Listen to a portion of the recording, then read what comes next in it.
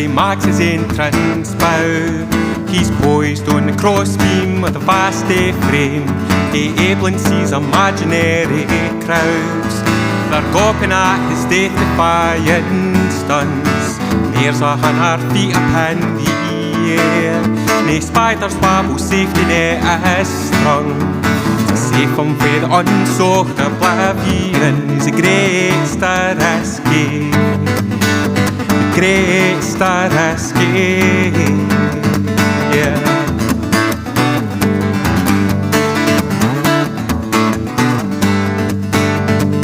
The great star escape looks to all the earth. Sick magic tricks depend upon the ritual, and curtly both each pint o' the compass, and to the north bend Lomond silhouette, to the west Goat Fell and Arran's Isle, and to the east a Yont Markirk cairn table, and to the south sweet Afton's Bonny Glen is a great star escape.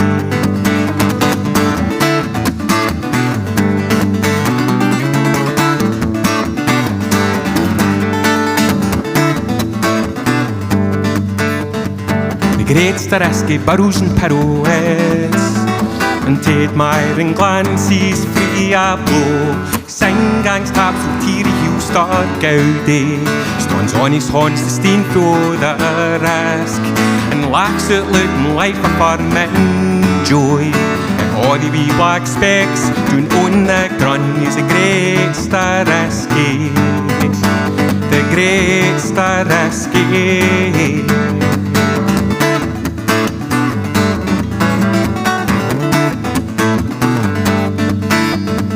The great star escape balanced on his garter seems tentless to his parlous circumstance.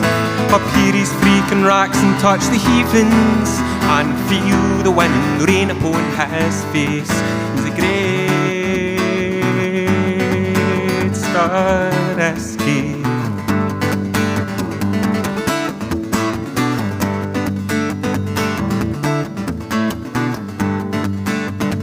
The great star escape leaves within the moment, tags in his queer inversion o' the world, sign way some skilly dancers graceful mean, and Lichtley's doon the saft as a thistle doon dicks doon history creasy overalls, sits at a jaunty glent his old pat helmet, recoups his yardly equilibrium, descends a ladder and is mortal ins again.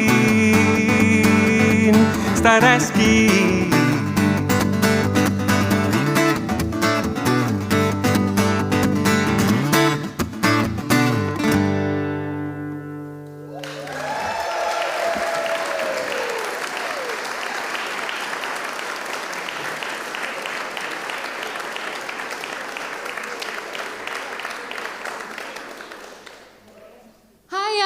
And welcome to the Scots Language Awards this year. We're awfully chuffed to be in Cumnock the next. A huge thank you to Sean Gray for the bra performance to get the night started. Let's hear it for Sean. So, my name is Taylor Dyson and I'll be hosting the night along with Shane Strachan. Fit like Abdi! It's grand to be doing here all the way for Aberdeen. Even though we were car sick getting here, we're awful excited about what we've coming up the night. As well as handing out a heap of awards, we've got heaps of rare performances for Scots speaking stars, including Billy Kay and Claire Hastings, Scots screamer Susie Briggs, and trad singer Rose Byers. And we're going to hear from the Provost in just a wee minute, but before that, Sean is going to give us another wee performance.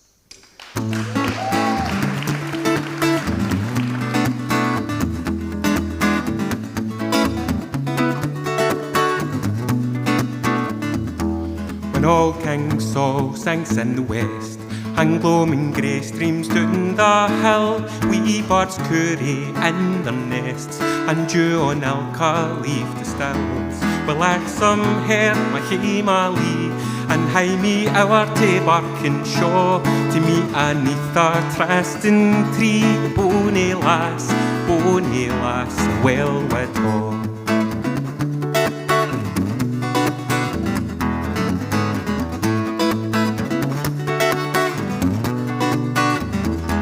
By Wellwood stately mansion fair, here's crystal water softly croon, the pine wood scent the gloaming air, and love is breathed on ilka soon.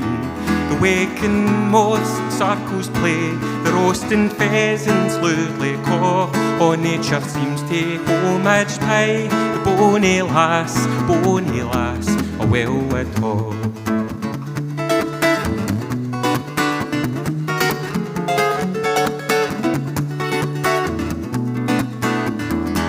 Her braided hair, a golden sheen, her dimpled cheeks where roses vie, and bricht we love her bonny een, outshine the stornies in the sky, and form as lightsome as the deer, and bosom white as the driven snow. There's no another maid can peer, the bonny lass, a Wellwood Hall.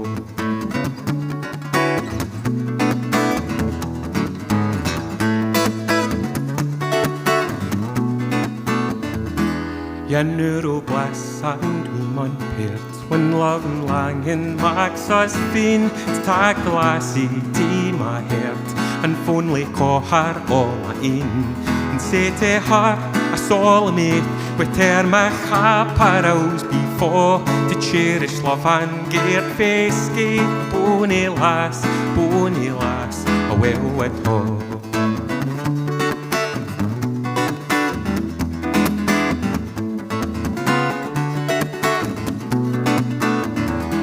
When all King Saul sings in the west, and gloaming grey streams down the hill, wee birds curry in their nests, and dew on ilka leaf the stills.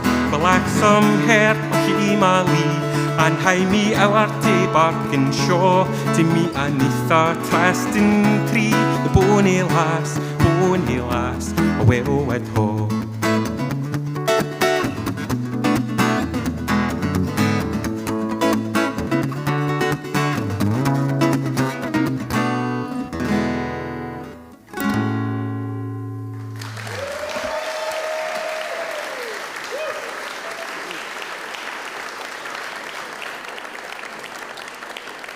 Let's hear it again for Sean, thank you.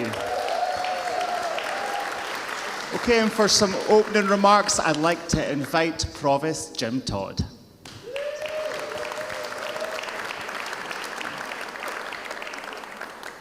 Good evening, everyone. Thank you for the lovely welcome. I don't usually get that welcome, so that's really kind. Welcome here to Cumnock, great old town, the Cumnock Town Hall. Absolutely brilliant here. When I used to ride motorcycles, as I still do, we used to come to Cumnock to the top in the Cavalier, two great old pubs that sadly are no longer here. And the difficult part was getting away, because that's the welcome you got here, because you were there drinking a can of iron brew, and the guys are saying, "You know drinking, sir?" "No, I've got the bike." "Come with me." Had to take the bike to his garage, and you were here all weekend. So that's the welcome you get in this beautiful town of Cumnock. It's great to be here. I'm really pleased that the committee chose Cumnock here. I was a wee boy, 5 years old, primary one in school, and I got a wooden ruler across my knuckles because I had the temerity to answer in the affirmative of aye. And I was told by the teacher, a Scots teacher, "Speak the Queen's English." That's a true story. And then imagine my consternation and anger later on when I heard some overgrown gentlemen in some big house in the Thames getting told the ayes have it. What's that all about? But it's great. Thanks for coming along. We're going to have a great night's entertainment. The mighty Kelly could only draw today, but that's okay. The oldest professional club in the whole of the UK. But you're at the home of a very successful club, won the Scottish Cup just last year. And we all went up and it was brilliant. It was the best time to score a goal the last minute of extra time, added on time. So please enjoy yourselves. The world's not in a very safe place at the moment. And can you imagine a Martian coming down and looking at the state of the world? And if you turn around and say to the Martian, oh, it's Keith, they would know exactly what you're talking about. Because our language is so descriptive. It's full of love, it's full of meaning. And whoever tries to stamp it out is going to have a hard time. So please keep doing what you're doing.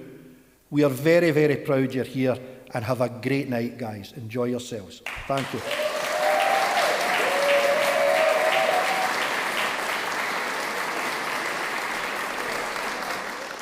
Thanks so much to Provost Jim Todd for welcoming us to Cumnock.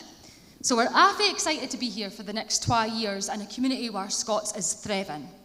Tonight is special because we're celebrating the dialects of Scots. Myself and Faye Dundee. Is there anybody else in Faye Dundee or Aberdeen or East Coast? Come on, give us a cheer. Okay, and what about doing here in Ayrshire and the rest of the South West? Let me hear you. And what about everywhere else? Oh, right. Bruce Ewinson's here for Shetland. You should be shouting. Woo! Okay, so now Far's ready for the first award of the night. Exactly. This award celebrates educational projects happening across the Scots-speaking world, from Ulster to Aberdeen. The nominees for this award are... Enaminty. Doric Boot Camp. Ryman Rab's Ramble Education Trail. The Wee Gathering Heritage Exhibition 2024. An Open University Scots Language Teacher Professional Learning Programme. And to present the award, please welcome to the stage 2022 Scots Teacher of the Year for Shortleys Primary in Ayrshire, Amanda Dunn.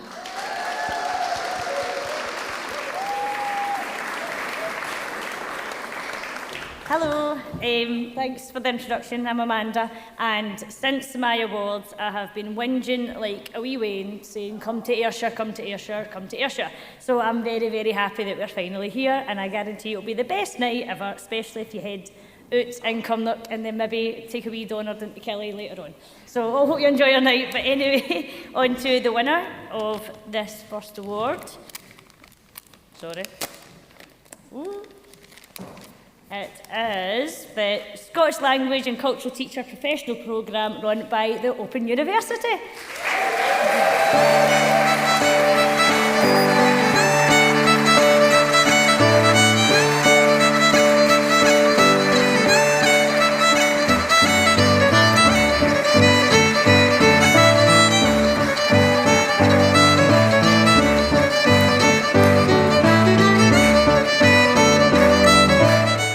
Thank you very much. That was a big surprise, and I feel really very surprised. I know, we didn't prepare a speech. No, not at all. No, but it's. I feel like it's a really good vote of confidence for the work itself that me and Sylvia have started, and then Jamie's joined us on, and it's all about Scots in education, as the Provost was saying there. There's many a wrang that's happened in the past that hopefully will never happen again, and Scots will constantly have a place, a pride, a jewel in the crown of education. And it's been a real honour to work with talented people like Sylvia and Jamie and same on the other And front. likewise. And it's fantastic that it's obviously been something that other folk have voted for and enjoy that we're done it. And the thing that you'll be happiest to hear is that it's been a fantastic success. It's really enjoyable. And I think the real heroes are not here tonight. It's our 200 teachers on the program, and we're inspired by them. I mean, I've worked with lots of teachers in my career, but they're the most enthusiastic and passionate bunch I've ever come across. So yeah, it's a wonderful experience for us as well. But yeah, so thank you very much. Thank you.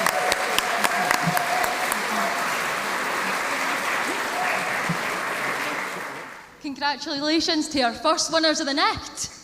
Now, on to the next award that's I was closely contested. Scots Bairns Book of the Year, sponsored by the Scottish Government. Nominees for this award are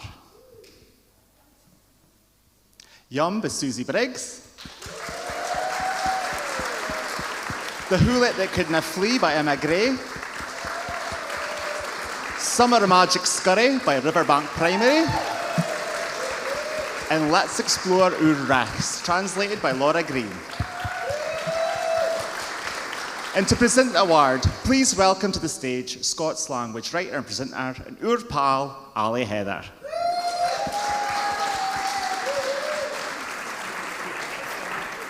Good evening, Abdi.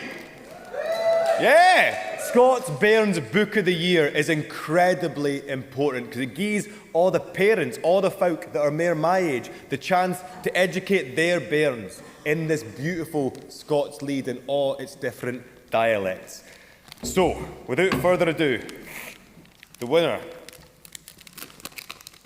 Scots Bairns Book of the Year, sponsored by the Scottish Government, is Summer of Magic Scurry.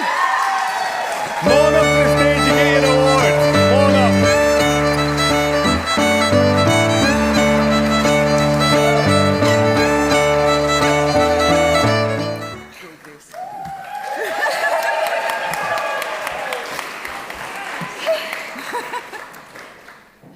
I had a thing prepared to say, and now I'm in total shock. I didn't expect that to happen. The bairns at Riverbank will be fair tricket with their award. They put their heart and soul into their book, and we couldn't have done it without Jackie and Aaron from Doric Books. This will have pride of place in the award cabinet at school. Absolutely. Well, I just want to thank Grace for being an amazing teacher, for made this project possible. And the bairns were just so enthusiastic. And it was such a rare project. It took us from October to March, and they did everything for the book. They came up with a story, they researched the facts, they did the illustrations, they learnt how to publish a book. It's been an amazing project, and we're just chuffed to bits. And I think it's important to say as well that the school that I work in and the class I have, over 70% of the children did not have English as a first language. So they were translating from Ukrainian and Polish into English and then translating into Doric. So it was a lot of work for them. Yeah. Yeah. Thank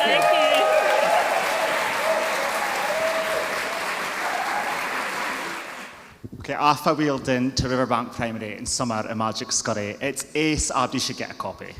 So now let's hear a performance for the National Library of Scotland's Scots Screever, Susie Briggs.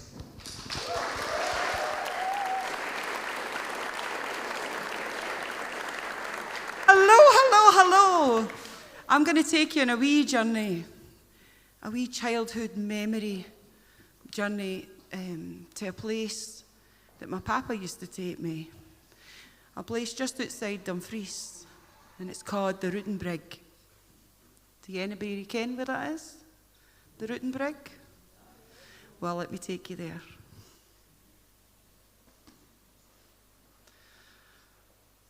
Let's gan for a run. 7 of us pile into the Brune Reynolds estate, wriggling for room.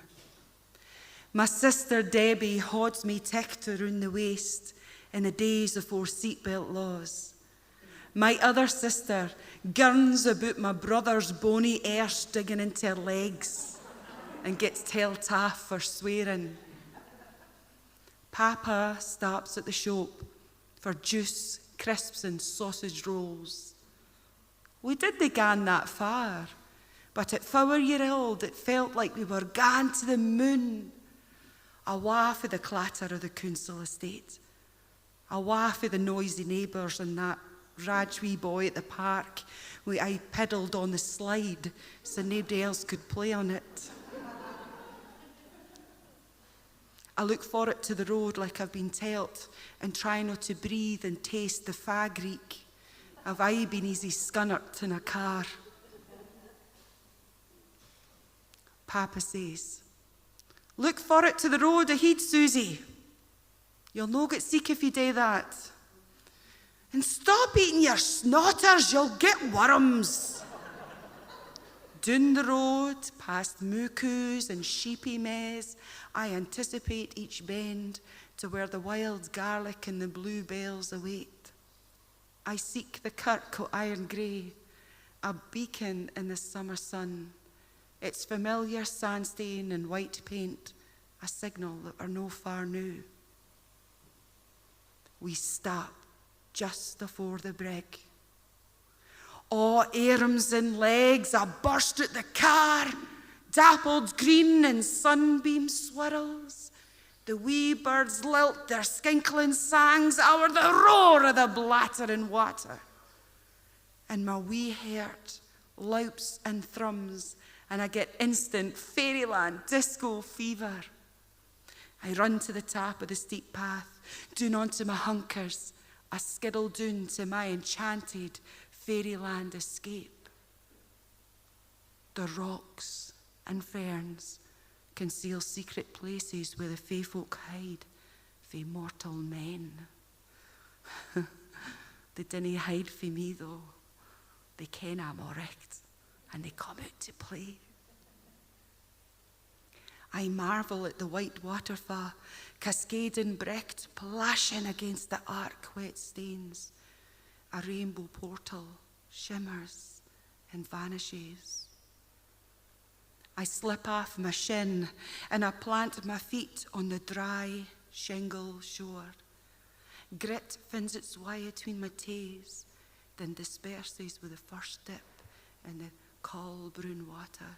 Each slow step in the cool brown water finds foothold and grooves between slippy stains.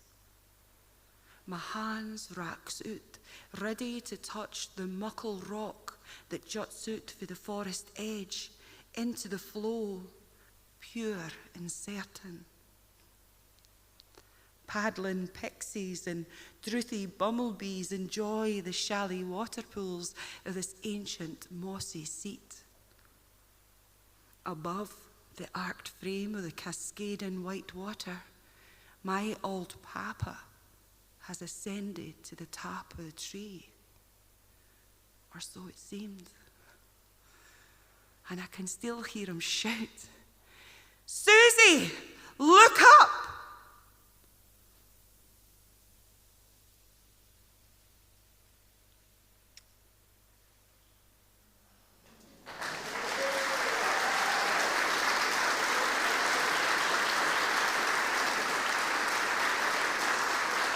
Thank you.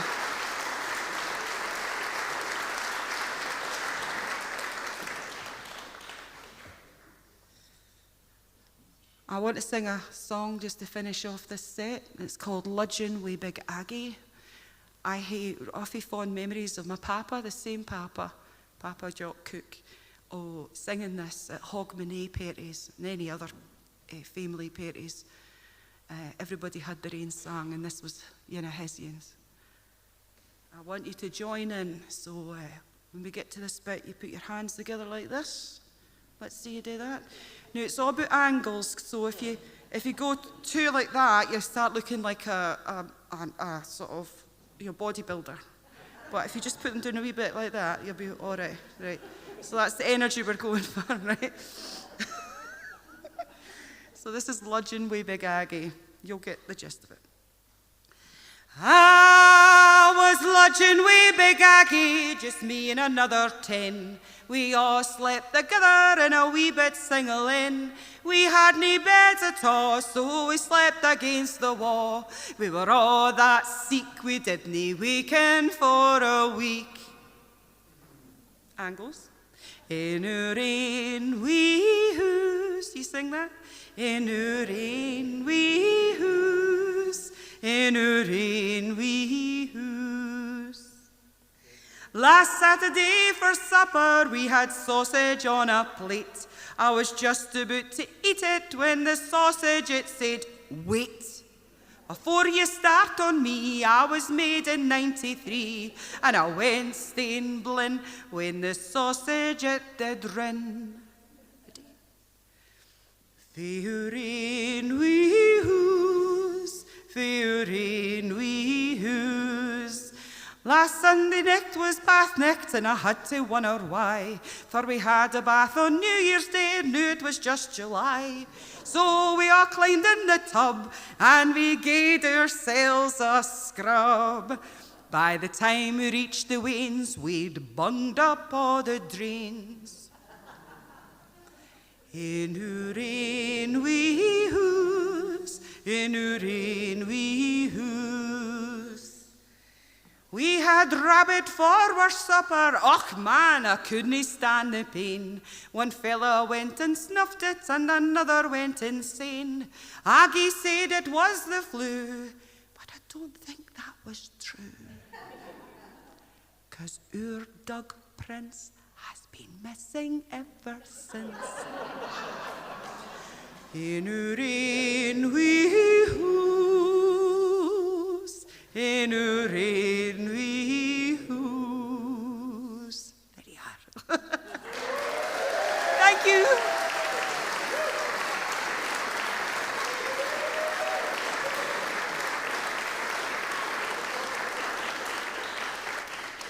Thank you, Susie. That was ace and a total upgrade on last year's Scots Griever. Whatever that loon was for the broch. Didn't I ken him? So, up next is our award for Scots Cultural Project of the Year. Taylor is up for this award, so I've locked her up backstage, and she's only getting out if she wins. So, the nominees are Yaldi Books, Burns Museum, Blether, Dundee, Doric Film Festival, Lithgay Palace, Historic Environment Scotland, and the Nichte for Jol. And to present the award, please welcome Ayrshire songstress Rose Byers.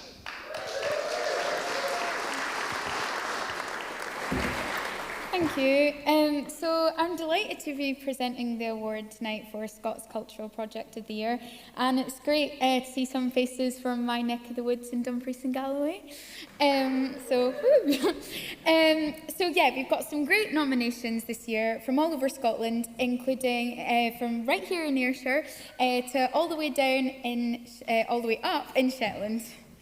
So the winner is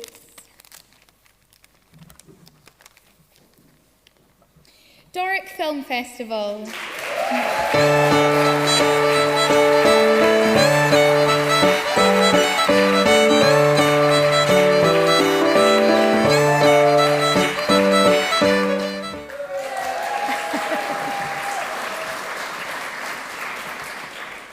I was coming down the road with Jim McIntosh driving, and he said, "Have you got anything prepared for maybe your acceptance speech?" And I said, "No, I've no chance." But when I get my breath back for it. Anyway, what I would like to say is this is not just about me and the Doric Film Festival. This is about a great team of folk that I had the privilege of belonging to. It's a Scots radio project, but without the folk like Jim Brown, Josh Bircham, Doreen Wood, Charlie Abel, and all the folk that make this happen, this wouldn't get this award tonight. So my thank you to them, and my thank you to the organisers of this festival. Thank you. Well done to Doric Film Festival, and I can confirm she definitely didn't expect it, because she still sat there for about a minute, just looking at the screen. And I just ken how much work Frida puts into that every year, so really well deserved. Our next award is for Scots Performer of the Year, sponsored by Traditional Arts and Culture Scotland, or TRACS. The nominees are Sam Allen, Cheery Odin, Chloe Mathauru, and Martin O'Connor. And to present the award, please welcome our singer-songwriter of the night, Sean Gray.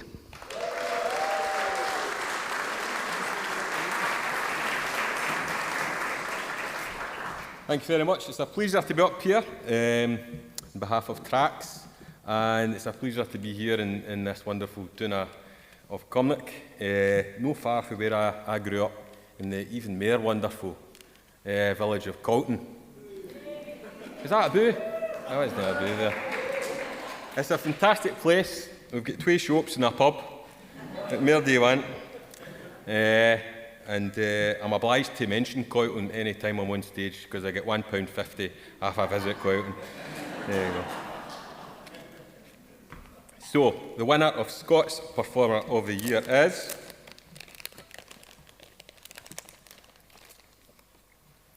Martin O'Connor.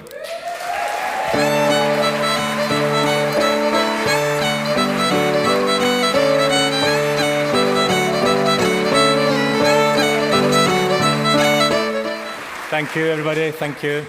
Yeah, I'd like to say thank you to the people that nominated me, everybody that voted, and everybody for putting on such a great celebration tonight. And this is really kind of special to me and personal, just because I've been in such a journey with my Scots language, and only, I suppose, rediscovering it later in life, after being, you know, told to speak proper for so much of my life. And it's only really been...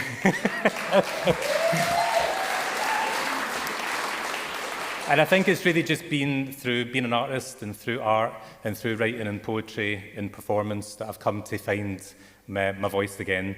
And obviously this is great for celebrating language and advocating for Scots language, but also, you know, we can't do it without the arts as well. And really we need to keep supporting and maintaining and funding the arts to give a vehicle for voices and experiences and stories to be heard. So thank you very much, everybody. This is great. Thank you. Congratulations to all the nominees and winners so far. It's been great. Now up next, we've got another performance by Southwest duo Billy Kay and Claire Hastings. Please give them a warm welcome to the stage.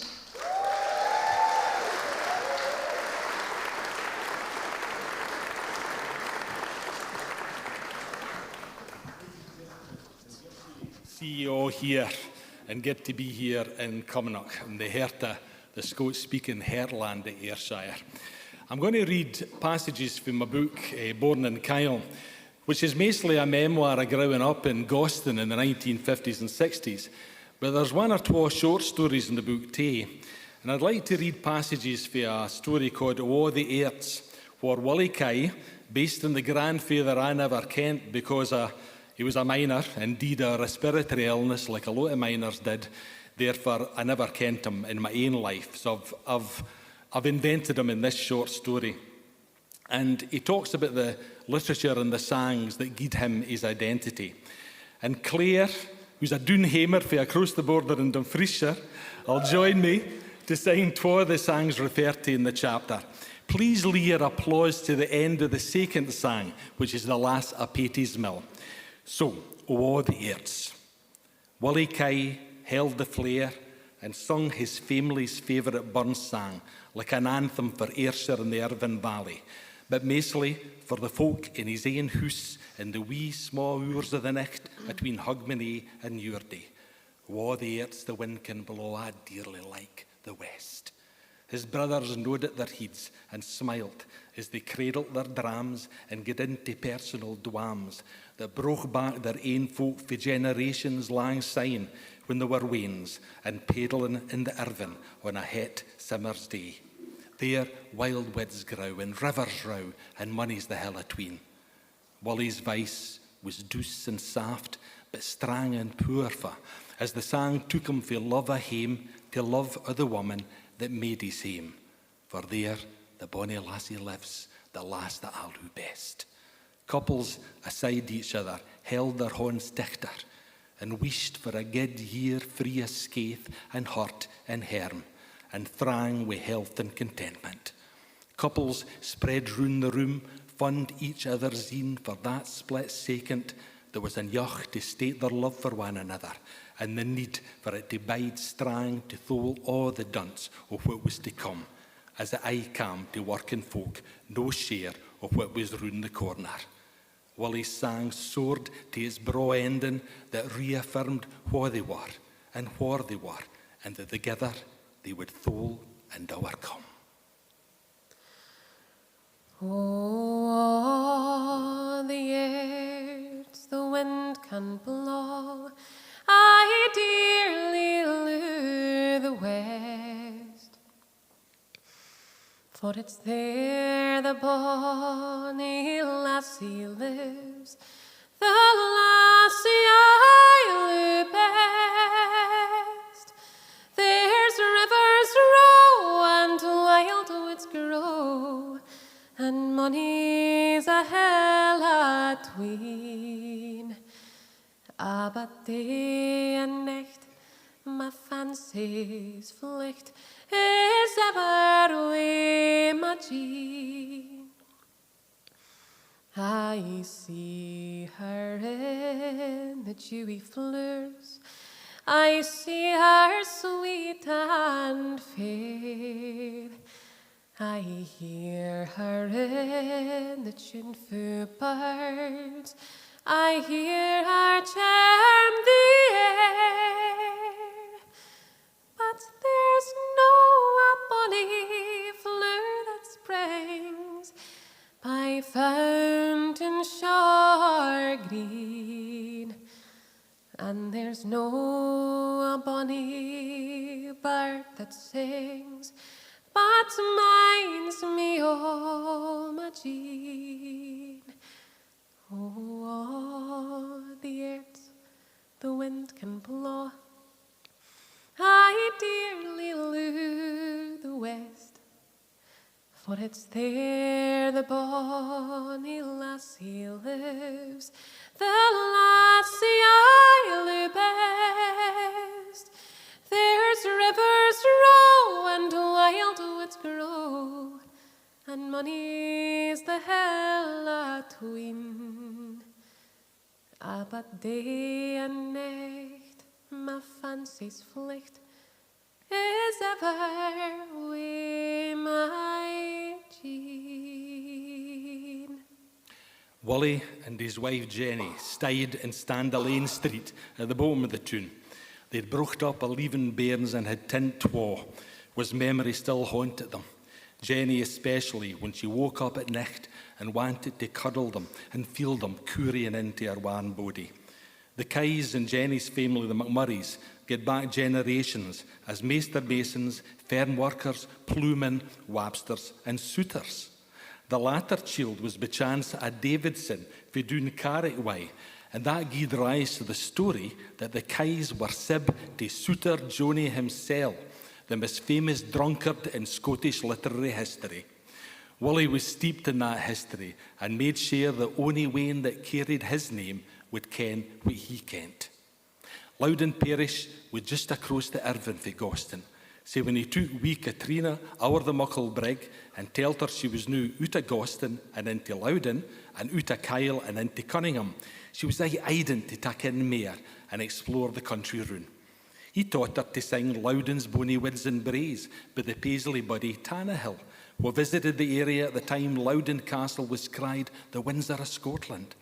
He showed her the tree where the National Covenant had been signed in 1643 and told her stories about the local folk, who they fled for the dragoons of Claverhouse and survived up in the Mares, where they get the name with the Hull folk or Black Nebs, because of them surviving by eating wild brambles that stained the skin of their horns, moos and nebs, dark purple and black. At hair's time, the Wayne and him would gang along the country lanes of Ingoston and wail the juiciest brambles for eating there and then, or whiles for taking hame to make jam. For her along the Irvine was where Patty's Mill had stood back in the early 1700s, and where the poet Ramsay glisked a braw lassie Dana Darg in the park aside the mill as he was passing by on his way to see a local laird. Willie's sister Mary sang the song like a linty, and though Willie could only sing it like a spug, He could haud the tune and pass on the words for Katrina to sing it like a linty. And when she did, and raised her head up and sang weel, for a while you were transported back in time to a het summer's day in the same earth lang syne. The lass of Patie's mull, sae bonny, blithe and gay, in spite of all my skill, she stole my heart away. When tedding out the hay, bare headed on the green, love midst her locks did play, and wantoned in a reen. Meikle later in his life, he saw Katrina sing it as a young woman at the wedding of a great niece. Now she had the flashing door keen that wantoned and blintered bricht in the hearts of all the boys watching. And there wasn't one of them watching that didn't agree with the way the poet broke the sang to his joyous ending. Oh, had I all the wealth Hopton's high mountains full, ensured long life and health and pleasure at my will, I'd promise and fulfil that nane but bonny she, the lass of Patie's mill, should share the same wi' me. The air she sang it to was Berjink and Gleg, and got you smile and tap your feet. Nae wonder it had been one of the songs that made Ramsay's musical play The Gentle Shepherd sick a resounding success when it played in London and stowed out theatres when Scotch songs were in vogue and the height of metropolitan fashion. Katrina laughed at the idea of her singing a hit song for the charts of the 1750s. The lass o' Patie's mill, sae bonny, blithe and gay, in spite of all my skill, she stole my heart away. When tedding out the hay, bare headed on the green, love made her locks did play, and wantoned in hurrying. Without the help of art, like flowers which grace the wild, she did her sweets impart, whene'er she spoke or smiled. Her looks they were sae mild, free from affected pride, and she day love beguiled. I wished her for my bride. Oh, had I all the wealth Hopton's high mountains fill, ensured long life and health, and pleasure at my will, I promise and fulfill that nane but bonny she, the lass o' Patie's mill, should share the same wi' me.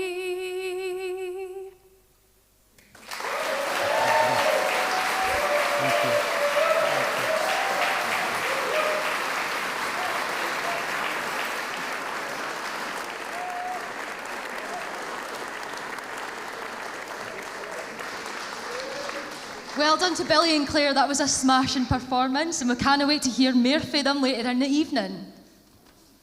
Okay, so our next award, Scots Teacher of the Year, means a lot to me. I often get invited into schools to work with amazing teachers doing amazing stuff with Scots and across the country, and it's just great to see. It's something I couldn't have imagined when I was at school. The nominees for this award are Amy Lord, Erin Houston, Ruth Robertson, and Danielle McNulty. And presenting the award for the Scottish Qualifications Authority, we hae Robert Quinn.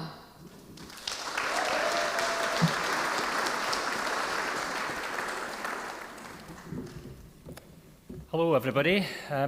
It's an absolute honour again to be here with you tonight in the historic location of Cumnock for the 2024 Scots Language Awards.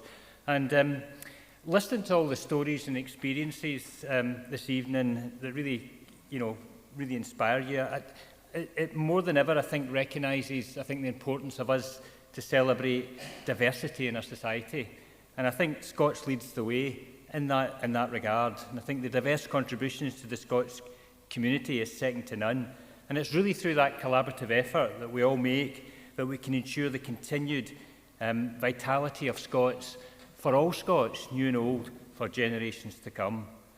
In particular, what Scurry Riverbank Centre was saying really struck a chord with me around how Scots really have a contribution for all of us.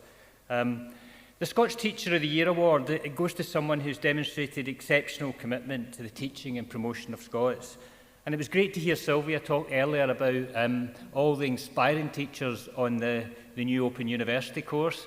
And I think in a similar vein, this award recognises an individual who's gone above and beyond to inspire students and promote the use of Scots in educational settings. So the recipient of the award really embodies the true spirit of Scots education and is really a role model for their dedication and passion. So, if I can open the envelope, I'll reveal who that is.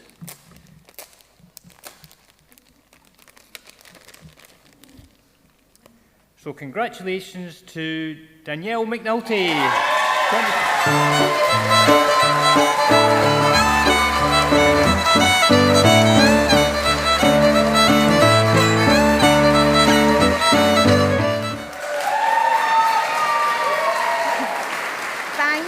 Thank you very much. This is totally taking me by surprise. I've been practising my Joey Tribbiani gracious loser face all week. So it means so much. It's one of the proudest things that I do in my job is working with the Wains with their Scots language, getting them to be confident performers from Wains as wee as 5 when they're wee sponges and they just take everything in and they have the confidence that you wish you could just bottle up and sell. And it's these experiences that they take with them later on in life and into adulthood and make them confident adults. So it means so much to be recognised for that, so I really appreciate it. Thank you so much. Thank you. Now, Shane is up for this award, so he's just going to leave gracefully. So the next award is Scots Book of the Year, sponsored by the Scottish Books Trust. It really is incredible the amount of work we have published in Scots now, and there's so much variety. This is a stellar year with all the best names in Scots screeving. The nominees for Scots Book of the Year are Poems by Len Penny, Dwams by Shane Strachan, Born and Kyle by Billy Kay, and What If? Scotland's History is a Micht of Bin by Hugh Macmillan. And presenting the award, please welcome to the stage Ailey Akalade.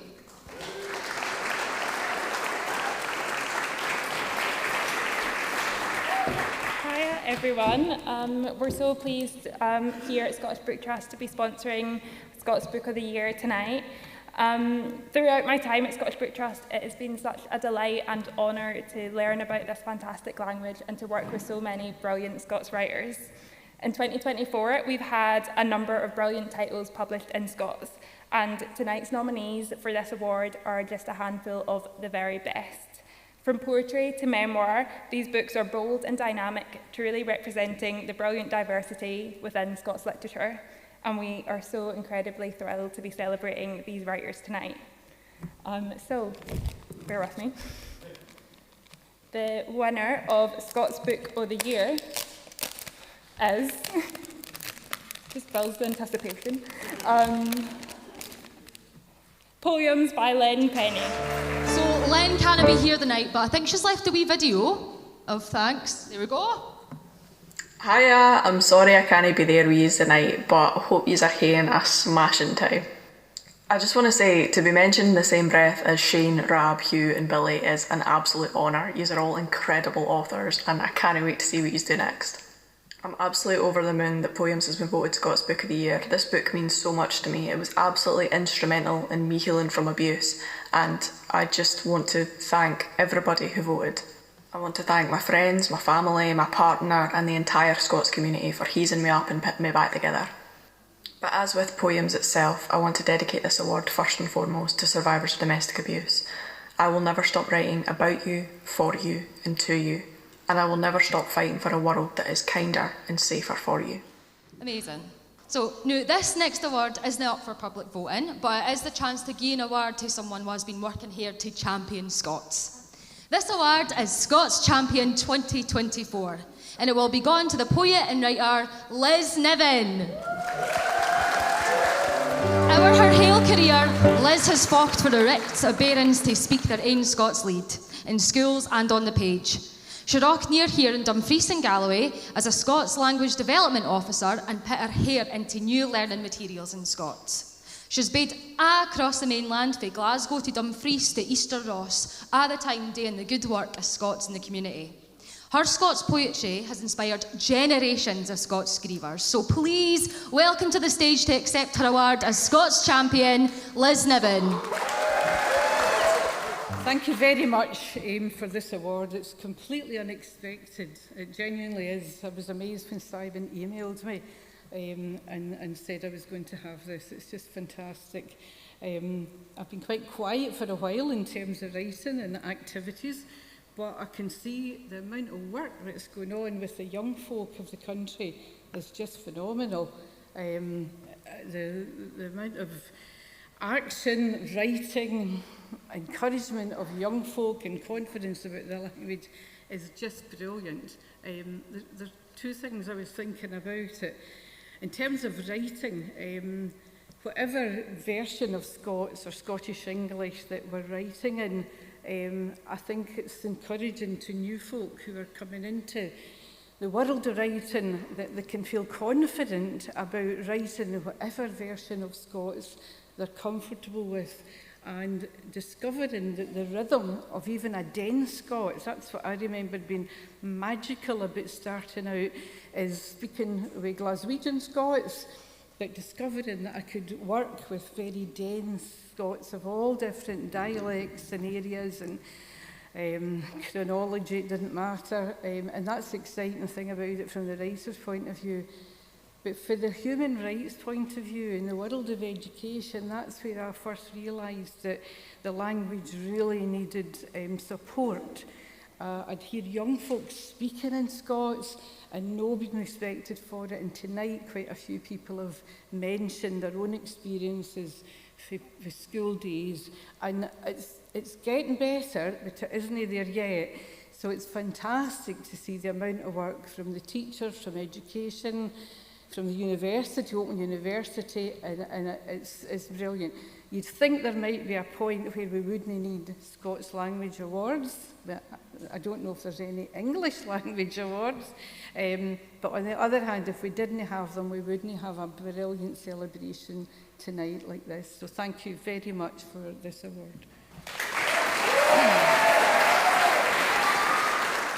So well done to Liz. As you can tell, she's so humble. She just spoke about Abdi else instead of herself. But she's done amazing work across her career, and I was so lucky to meet her last year doing the Scots panel for Scottish Book Trust New Writers Awards, and to see her experience and I think she's been doing for Scots. So go get another hand for Liz.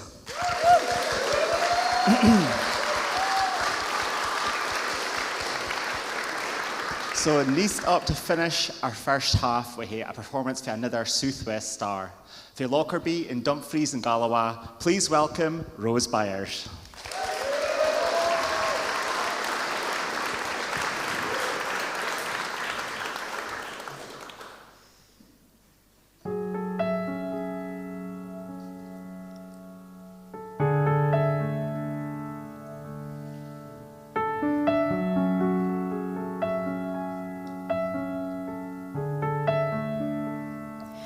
Oh, my love has left me with bare knees to walk.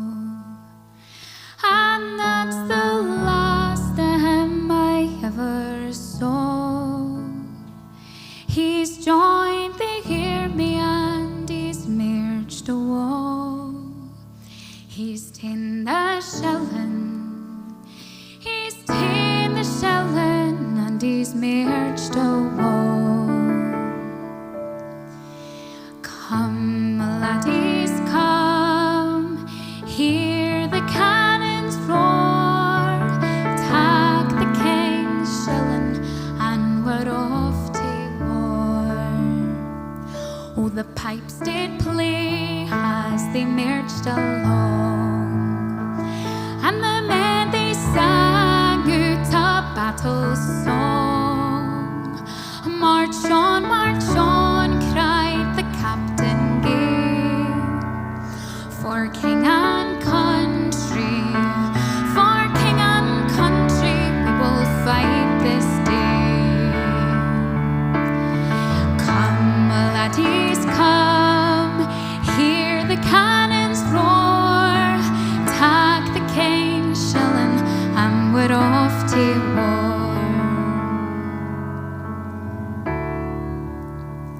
Oh, they lost the battle, and their bodies fell, cut down by bayonets and by musket ball. And many, oh, these brave young men would never fight for, they'd never fight for the king again. Come, laddies, come, hear the cannons roar, take the king's shilling, and we're off to war. Come, laddies, come, hear the cannons roar, take the king's shilling, and we're off to war. Thank you.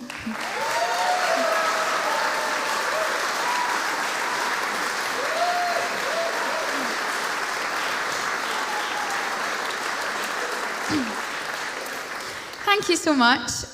So that was the King's Shilling. And before I go on, I'd just like to introduce the wonderful Ray McKeever, who's accompanying me on keys tonight.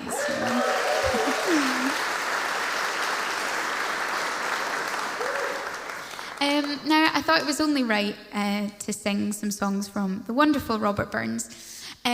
So I thought that this is probably going to be the last time that I'm able to sing Summer's a Pleasant Time. So this is I Walk and O by Robert Burns. So hope you enjoy.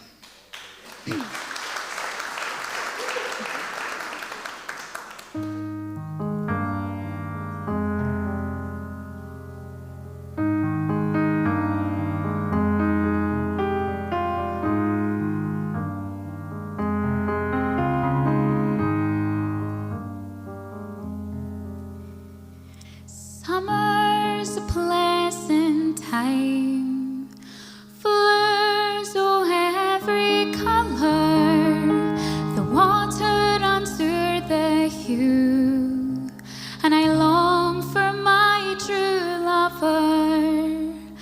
I walk and know, walking still and weary, sleep I can get for thinking of my dearie. I walk and know. When I sleep I dream, when I wake I'm merry, sleep I can't get none for thinking of my dearie.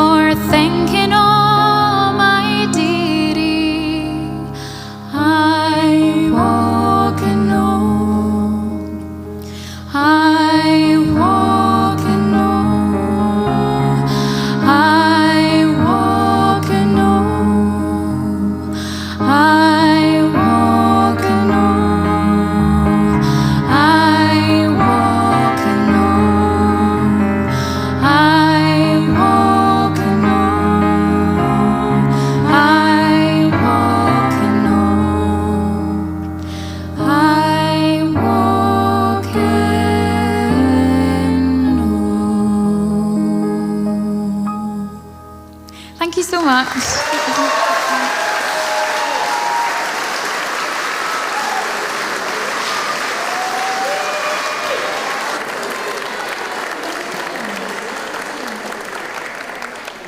We're going to hit a 30-minute break, so grab a drink, gink the lavy, and we'll see you back here in half an hour.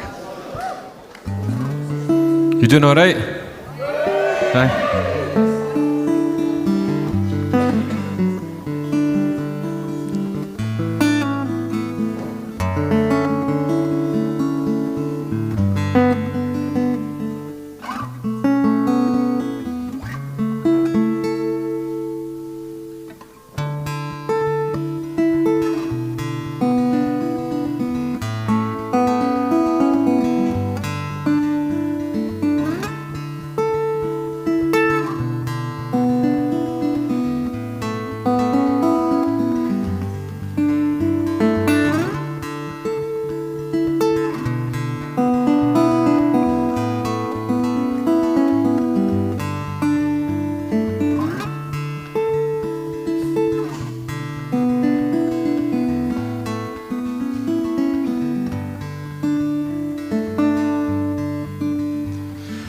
Halling length o' the afton glen, by roch we cundies bout o' a danstein. The yanam sitting and's cried 1 mile view, and like it says I own't it on the hill. His 13 giant turbines can be seen.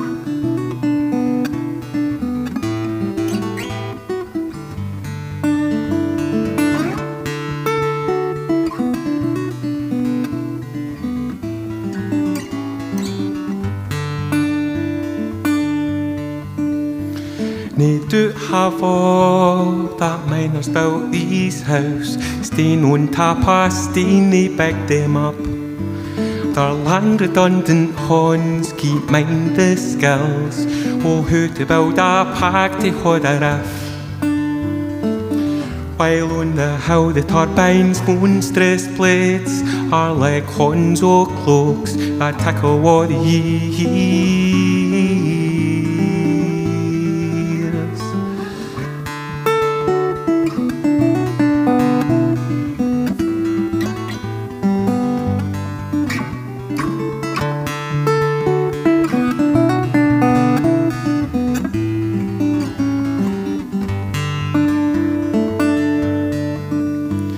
Tracks o' the trade learn fi feathers feather, and baseline o' the barony or Killich. Mine drivers was spent decades at the brushing, creating roadways for a blow the grun. Was Ertzies noon out time will he buckle, as time will surely say to where is all. While on the how the turbines' monstrous blades are like cottons o' cloaks that tickle all the years.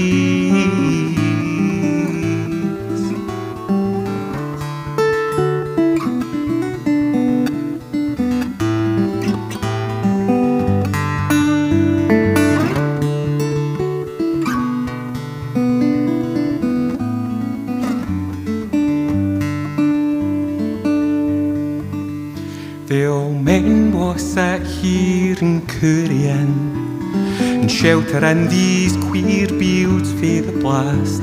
They'll reminisce about a world that's gone, hunker on a button for a set. They will crack and then old friends was dead or dying. While on the how the turbines' monstrous blades are like horns o' cloaks that tickle all the years. While on the how the turbines' monstrous blades are like horns o' cloaks that tickle all the years.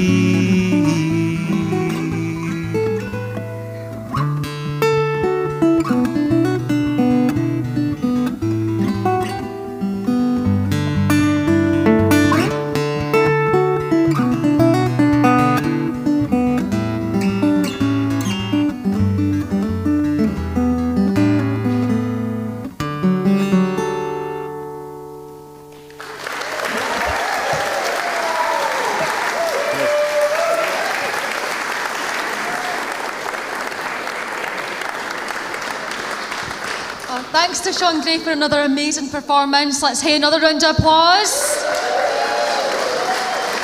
Now, I hope you've had a really good break and you've not had in too many, so we've got more amazing performances to look forward to throughout the rest of the night. Our next award is for Scots Community Project of the Year, acknowledging folk that are doing amazing grassroots work all across the country.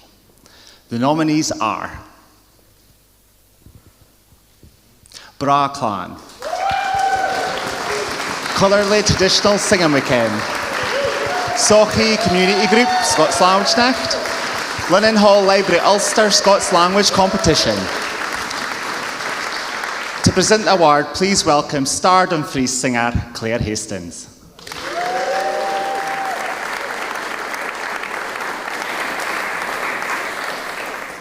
Hello, it's great to be here celebrating Scots Language and presenting this brand new award. So the winner is Bra Clan.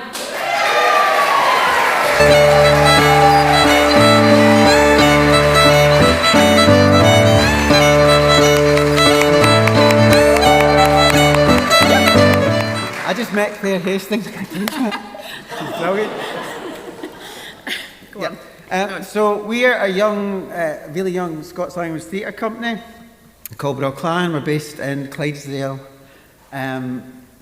I suppose this award's really for our Suit My Story project. It's a story project, which is where we go into lunch clubs for older people, and we provide them with a free hot meal and a performance by a professional actor of a Scots story, which is really popular and just wonderful and the highlight of our month. That's part of what we do, but I think it's also because we're taking Scots language theatre into communities. So rather than putting plays on in traditional spaces, we're doing them in village halls, and it's magical.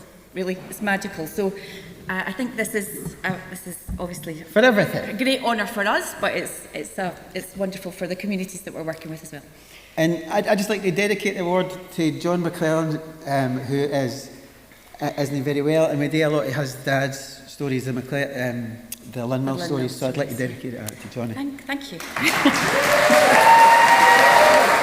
Well done again. Our next award is Scots Scale of the Year, sponsored by Itchy Black and White Publishing.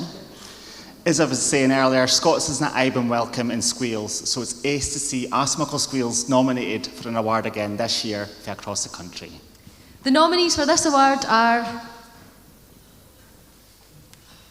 St Peter and Paul's Primary School, Dundee, Borough Primary School, Galashiels, Rigside Primary School, South Lanarkshire, Lanark Primary School, South Lanarkshire, Kilmarnock Academy, East Ayrshire, Shortleys Primary School, East Ayrshire, Braveview Academy, Dundee, Took Primary School, Fife, and New Cumnock Primary School, East Ayrshire.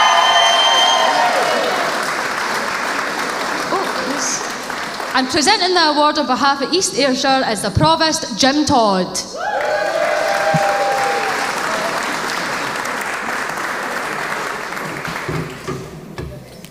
Thanks everyone. Can I just say before we open about Shortleys, the best Christmas shows in the whole of East Ayrshire at Shortleys Primary, honestly. Thank you to all those brilliant teachers that are taking our language forward, and they're teaching our children what I didn't get taught when I was wee. So well done, and good luck to the winner, who is the Primary Skill of the Year, New Cumnock.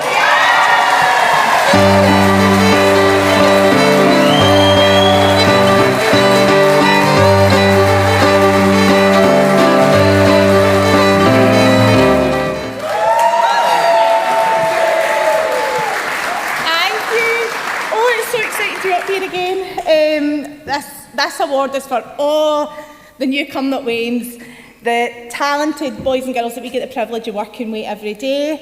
They've had so many experiences this past year alone, not just locally, regionally, but nationally. They've been in the BBC, we keep plugging that, we've been in the BBC this year, working on a Burns project. They've performed in Glasgow, they've performed with they've performed loads of places. We've got so many good connections with our local Burns Club, our regional Burns Club, and we want to keep that and keep moving forward and keep giving these kids these wonderful experiences. So thank you. Sorry. I'd just like to say, as head teacher standing up here, I would like to be taken, I'd love to be taking the praise for this, but this is absolutely nothing to do with me and everything to do with this lady here. Danielle is just, she's amazing.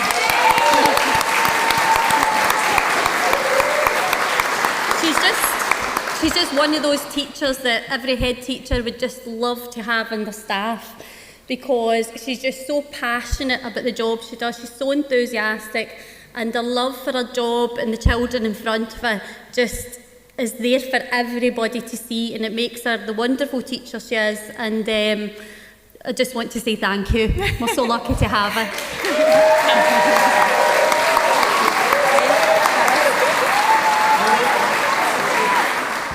Well done again to New Cumnock.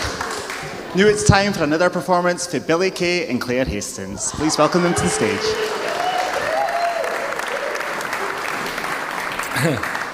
Ladies and gentlemen, before I introduce what we're going to do, a couple of people asked me if they could buy Born and Kyle here tonight. Unfortunately, no, but I deliver copies to the Ayrshire Food Hub, and they're available in the Aroma coffee shop in Mauchline and Gosson as well, so you can buy them there.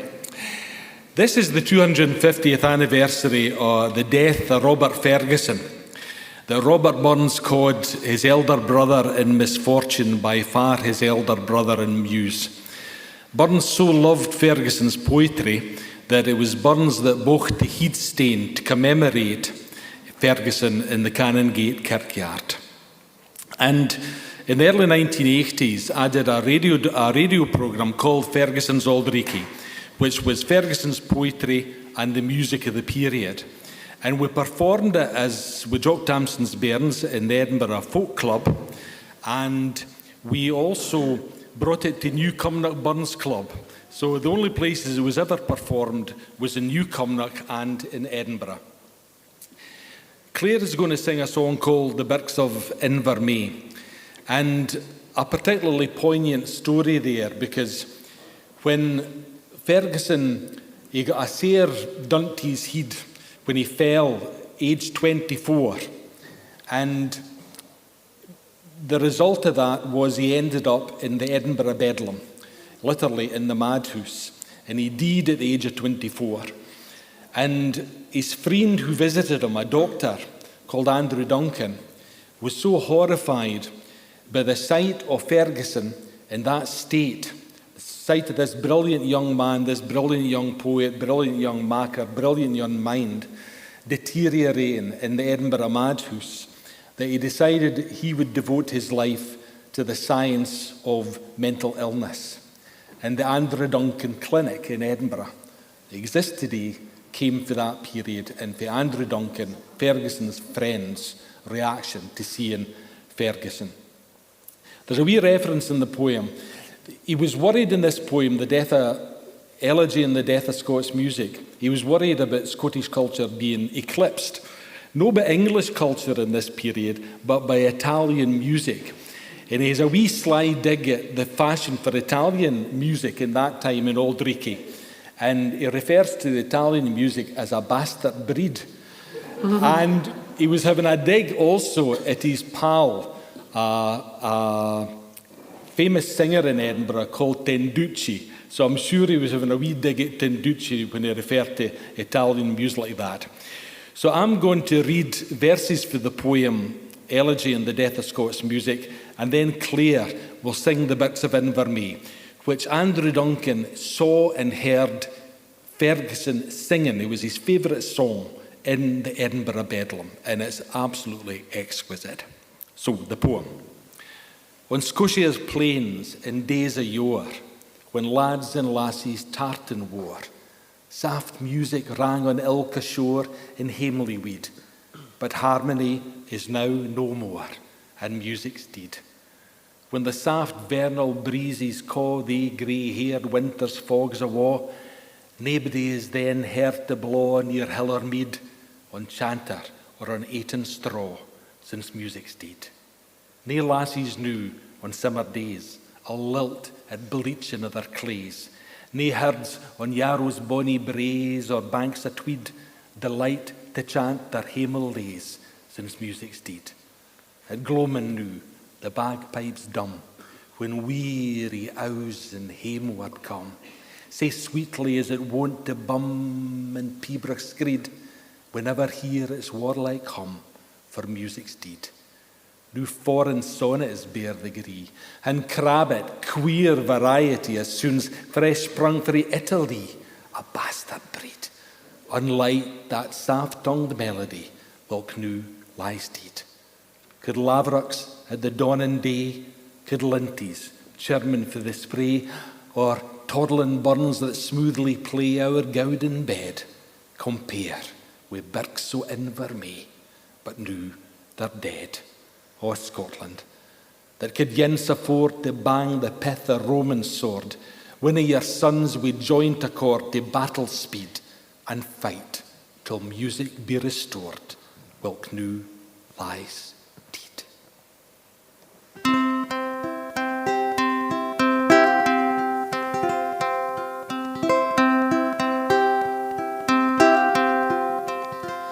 Behold the hills and dales around, with lowing flocks and herds abound.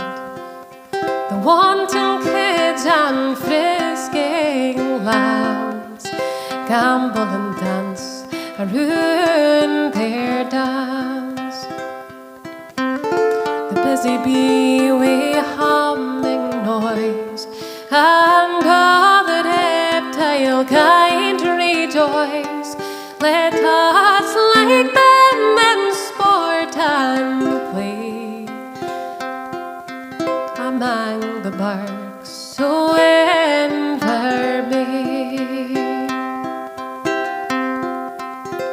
How soon the winter o' the year and age life's winter do appear. 'Tis then your living bloom will fade, and that will strip the verdant shade. Her taste of pleasure then is o'er, and the feathered songsters are no more. And when they droop and we decay, farewell the barks o' Invermay.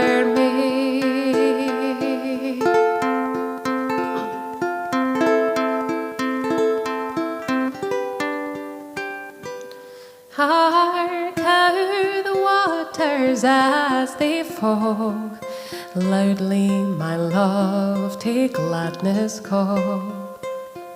The wanton waves sport in the beams, and fishes play throughout their streams. The circling sun does now advance, and all the planets round them dance. Let us be blithesome men and gay among the birks o' Invermay, among the birks o' Invermay.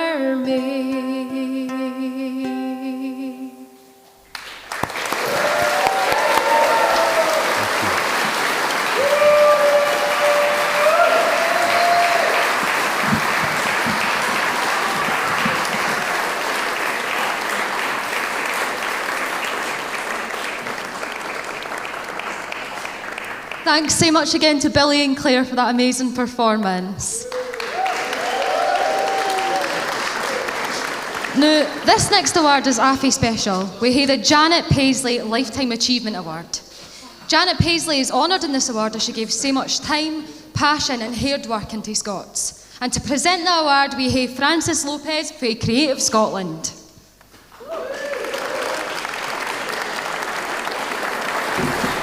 Good evening. I'd just like to start by mirroring the Provost's comments about his skill experiences. When I was in 4th year at the Skill, I decided I wasn't going to write or speak in English anymore. And as a punishment, the English teacher gave me a spade and a fork and a bag of seed tatties and banished me out into the garden to work in the garden every English class. But I couldn't act too pleased about it because I thought he would take that back off me and put me into the English class. I still can't speak that good English, but I can still grow a fine reel of tatties.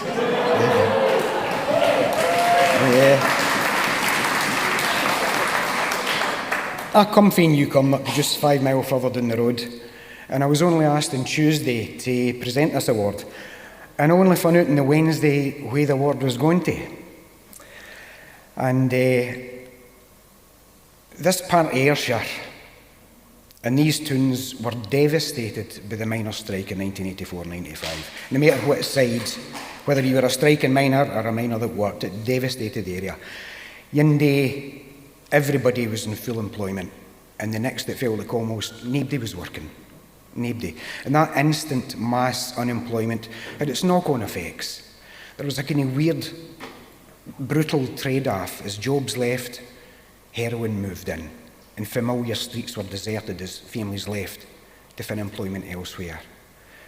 And these towns and villages are just now starting to recover and find their feet through the hard work of dedicated folk in the local authorities, individuals and community groups, and they've got to be commended and applauded for the work they're doing, getting these towns and villages back on their feet. I personally experienced the brutality of the picket lines and the miners' strike. As a fairly naive boy, I had the cuts and bruises to show for it most days.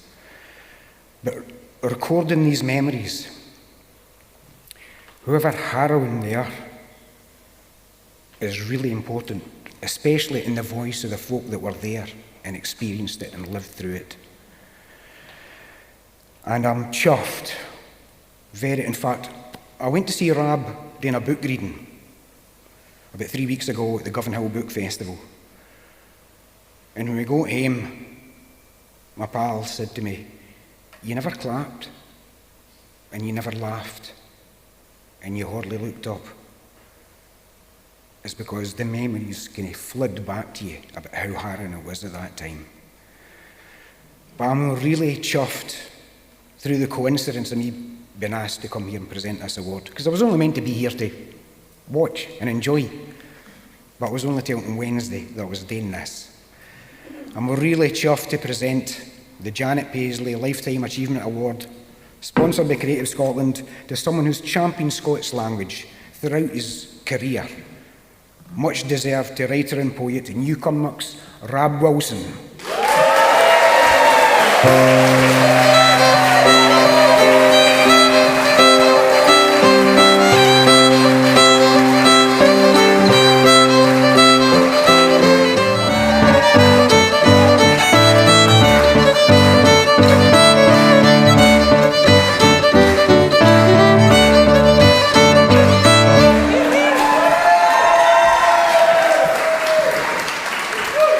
There you go.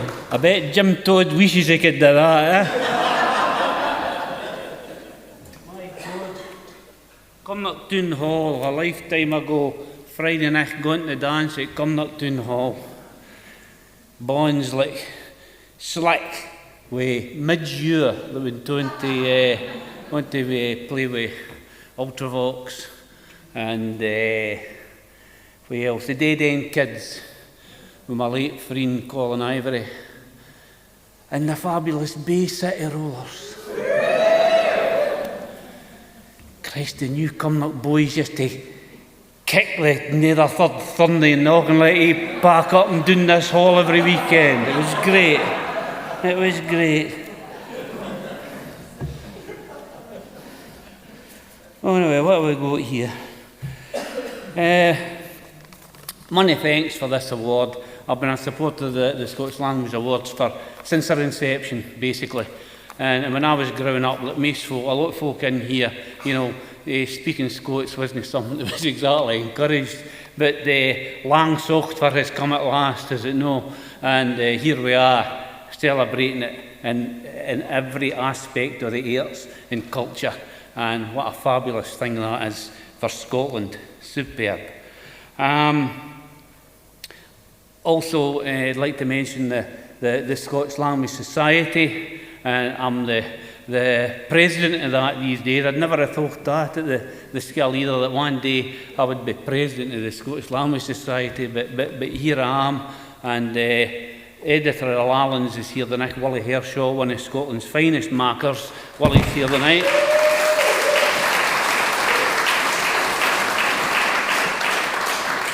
And we would encourage you to read the Lallans magazine that we produce twice a year. It's full of great Scots poetry and writing, and many a maker and writer in here, Tracy Harvey, others, have appeared in it, and rightly so. And it's a wonderful publication that doesn't near get the support and the readership that it deserves. But Lallans magazine, please check it out. The Janet Paisley Award. A new Janet Paisley in her prime. What a writer, what a force she was.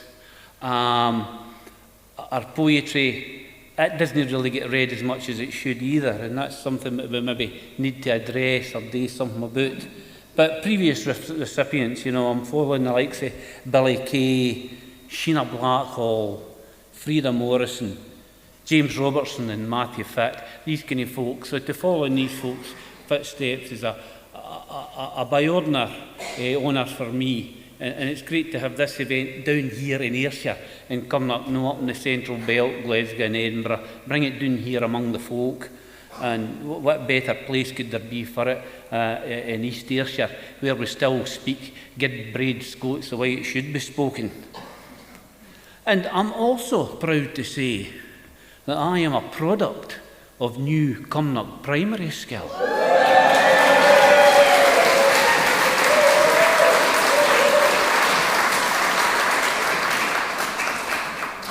And I was never the Ducks medalist, though I probably should have been. But what a fabulous thing for Danielle. What a job Danielle has done at New Cumnock with the Wains. It is out of this world, and I hope it continues for many, many years. Well done, Danielle. And New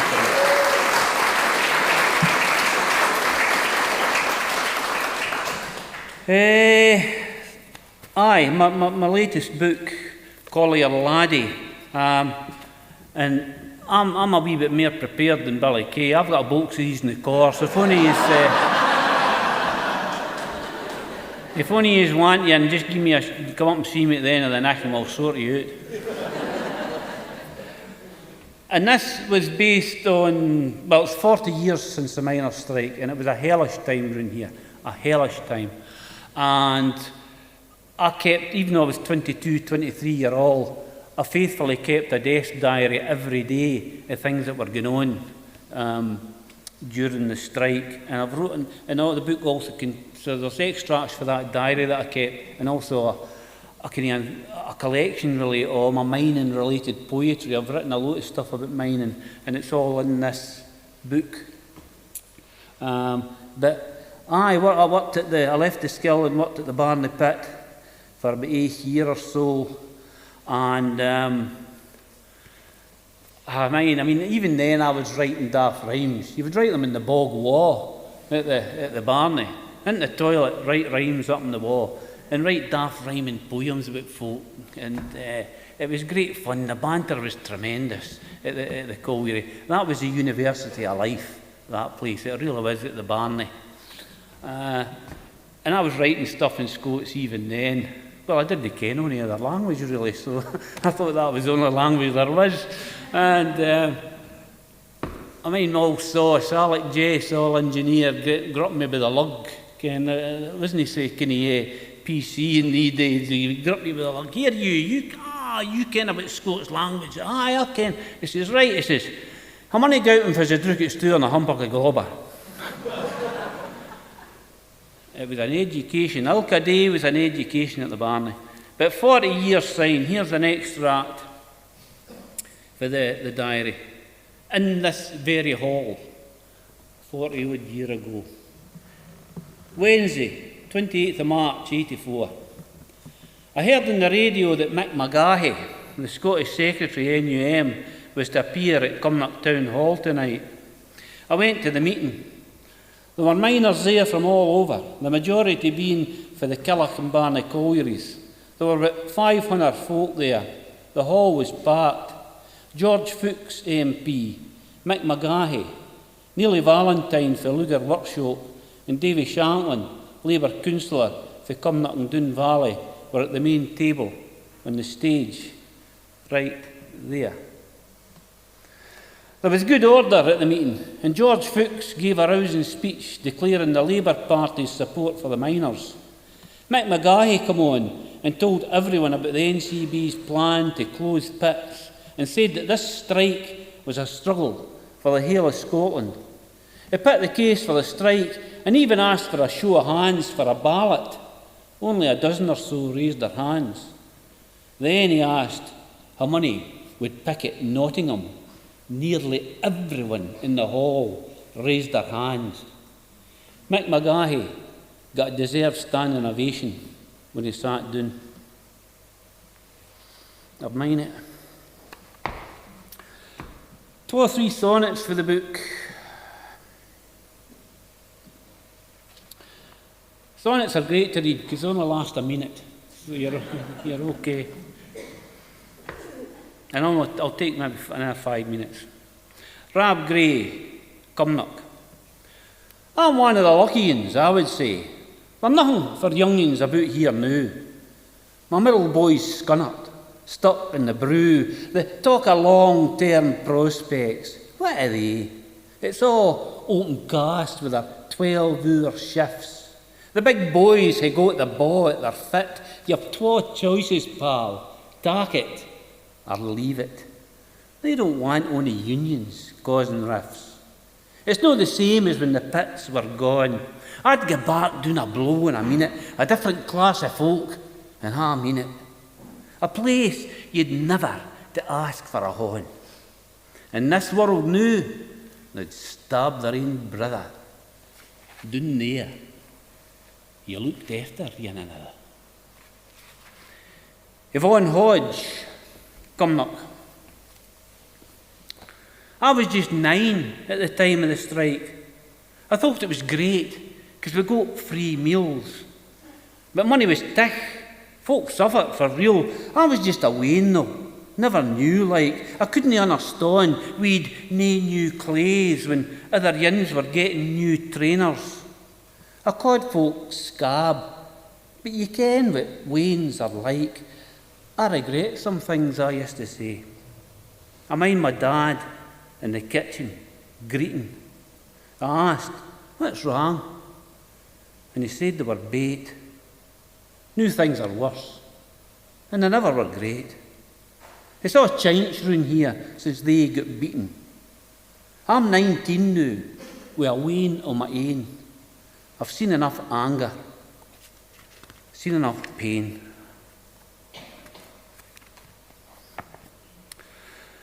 Danny Gemmell, Auchinleck.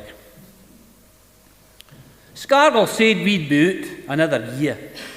We were rock bottom and morale was low. Do I regret the strike? Morally, no. But that finished most of the boys in here. The village knew nothing but a ghost town. Nae future, nae jobs, all men walking dugs. All they leave for news are bucky and drugs. Shops all boarded up with their signs torn down. My family were all for mine and stoke. Father, grandfather, 3 generations hung out to dry by the wealth of nations. They talk of wastage, but they're wasting folk. They've spent mair keeping miners on the dole. Would it no be cheaper to dig for coal? Thank you.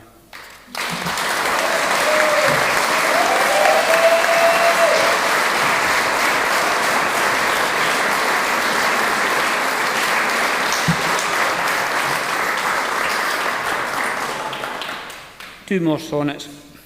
This is the title poem for this collection, Accent of the Mind. And the title is taken from a quote from Robert Louis Stevenson, who said that no matter where he went in the world, he always kept a strong Scots accent of the mind. You can talk proper whenever you like, but if you're Scots, you're talking Scots in here. And this sonnet talks about when folk went down, when Scots first went down to the Union of Parliaments, and Scots went down there and they were taunted for their accent. But then, of course, we got our own Parliament up here and things changed a wee bit. Accent of the mind. When Jamie Stewart ta'en the road down south, Scots bonnet lairds were sat in Parliament, was taunted for their barbarous accent, while now it seems they've all bulls in their mouth. Time suthers all. We're back in Holyrood. We'll talk what way it pleases best ourselves. Thank God we've nae mair Stuarts left to sell, but still the Southrons like to stoke old feuds. The one speaker was hijacked there, Nicky Tams, Westminster with its yaboo politics. Let's hooray Henry's heckle Gorbals Mick. The mother of all parliaments, a sham. They've ne'er jaloused in mares 400 years. What matters maist is what's between your ears.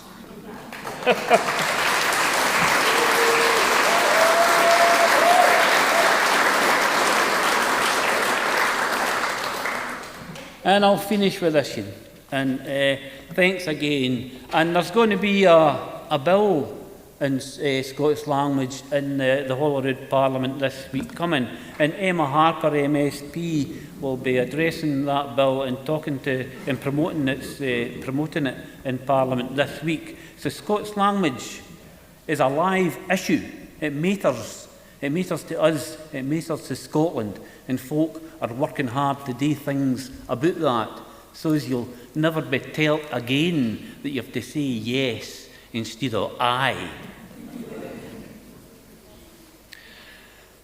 Last poem.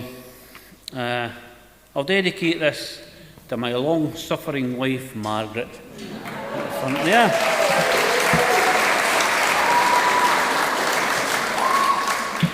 Who's had to put up with a lot over the years. This is a wee love poem, and why no? There's a lot of love in here tonight. The greater sea. Our boat is rigged to face the greater sea. The day daws blithely when we must set sail. How often have we twa rocht in the gale and wathered all its wrath to bear the gree. We steevely grup the tiller, horn on horn, held firmly to the course that we had chosen, be it safe build of the loch, el sea, or ocean. Nae matter, we would sickerly mak land. And mony's a laugh we had along the way. We cared na deal a hate the hon fate Guinness, but made the best of it. Kenning fine atween us the bonds o' love we had would I hold sway. Ayont the far horizon Venus lows, the cosmos beckons to us. Paint the prow. Thank you.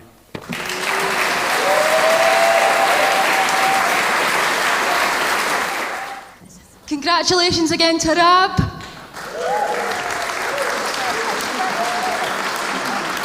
Now, the Young Scots Writer is a competition run every year for young folk across Scotland. So please welcome for Education Scotland to present the award, Bruce Ewanson.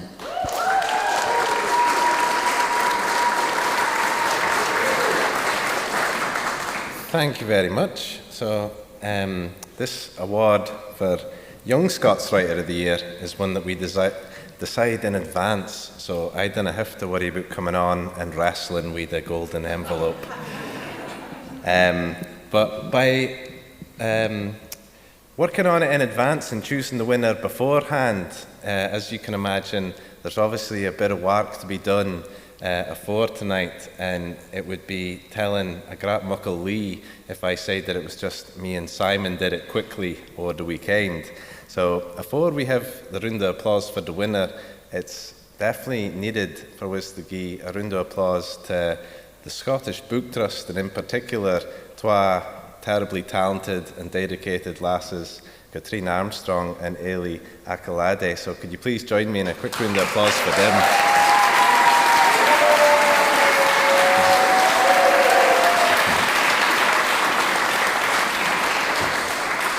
They make my job as a judge one at just getting to read the stories and the poems and enjoy it and select winners with them incredibly pleasurable, so I'm always very grateful to them for that. And as Simon will share my sentiments, this year was no different. We got to read some fantastic poems, some fantastic stories. We were taken down memory lane with some of them, into families with others. We even heard for a Scots speaking goose. But the panel that we sat and adjudicated or the winner for, we were all coming back to one particular story.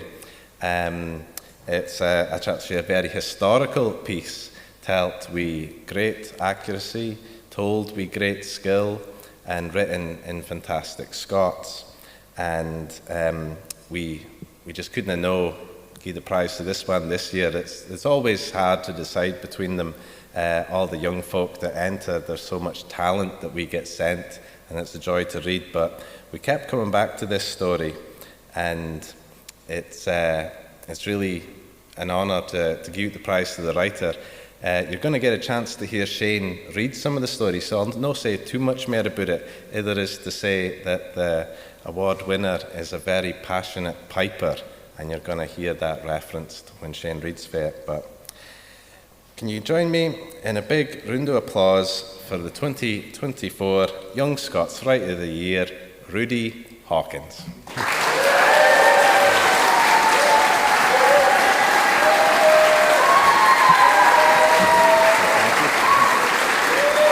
Thank you very much.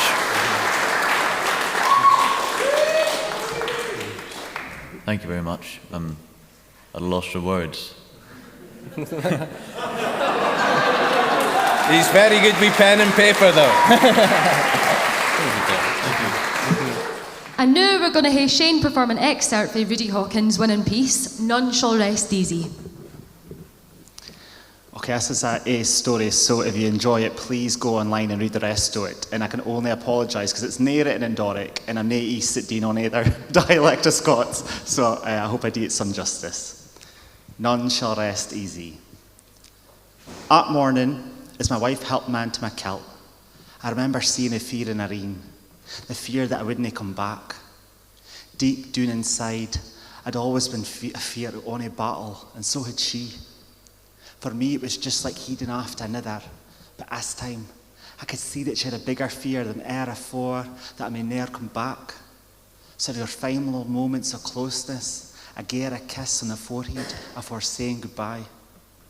After saying my farewell to Abdi, I saddled up on my horse and rode off to meet my fellow clan members. And the pipes are quieter still. When we met alongside Loch Ness, it was late in the evening, and my pals and I had decided to camp here for a night. We sat round the fire to keep us warm at the end of winter, and we sang all songs to pass the time. Songs about soldiers after war and missing home, and all that bonny lass they left there.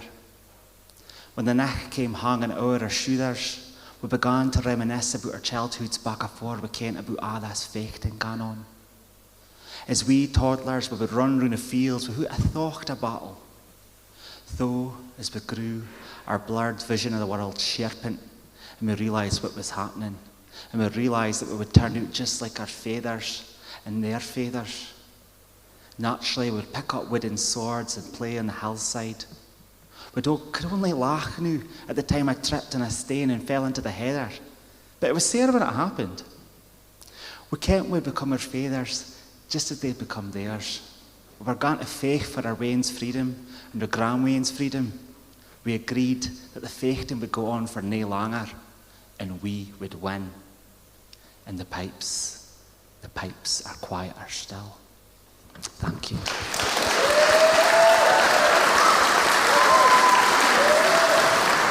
Thank you, Shane, and well done again to Rudy Hawkins. Please welcome back to the stage Rose Byers.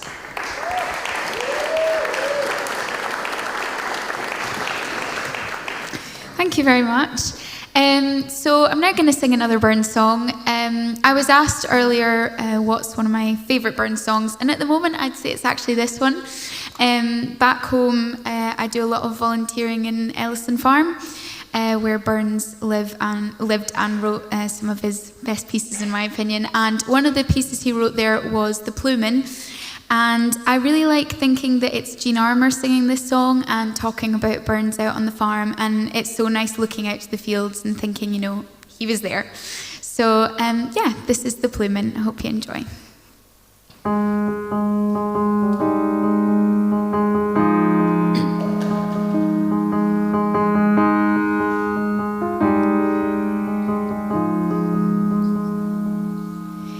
My plewman, he's a bonny lad. His hair 'tis ever true, Joe. His garter's nae below than me, and his bonnet it is blue, Joe. Then up we'd all my plewman lads. Hi, my merry plewman. Oh, I've all the trades a tidy ken. Commend me to the plewman. My plewman, he comes hame at Dean. He's often wet and weary. Take off the wet, put on the dry, and go to bed, my dearie. Then up we'd all my plewman lads. Hi, my merry plewman. Oh, I've all the trades a tidy ken. Commend me to the plewman. I will wash my plewman's sark, and I will wash his only. I will make my plewman's bed and cheer him late and early. Then up we'd all my plewman lads. Hi, my merry plewman. Oh, I've all the trades a tidy ken. Commend me to the plewman. I east and I west, and I been at St. Johnston, but the bonniest sick that I ever saw was my plewman laddie dancing. Then up we'd all my plewman lads. Hi, my merry plewman. Oh, of all the trades a tidy ken. Commend me to the plewman. Snow white stockings on his legs, silver buckles glancing, a gay blue bonnet on his head, and oh, but he was handsome. Then up we'd all my plewman lads. Hi, my merry plewman. Oh, of all the trades a tidy ken. Commend me to the plewman.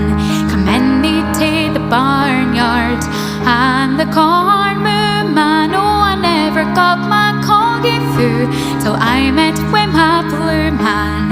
Then up we'd all my plewman lads. Hi, my merry plewman. Oh, of all the trades a tidy ken. Commend me to the plewman. Then up we'd all my plewman lads. Hi, my merry plewman. Oh, of all the trades a tidy ken. Commend me to the plewman. Thank you.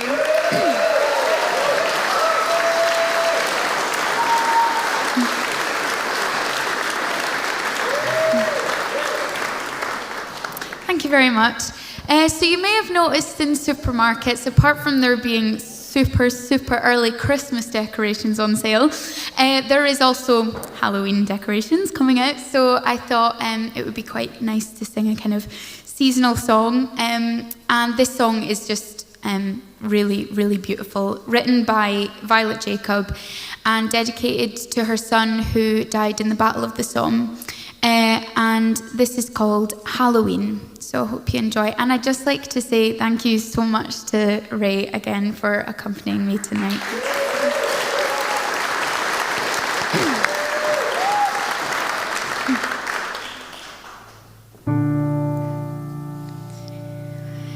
The tatty lefton's nearly through. Their pluhen o'er the barley grew, and after dark Rindel-Castag, you'll see the horsemen stand and crag. O Lachlan, but a mind o' you.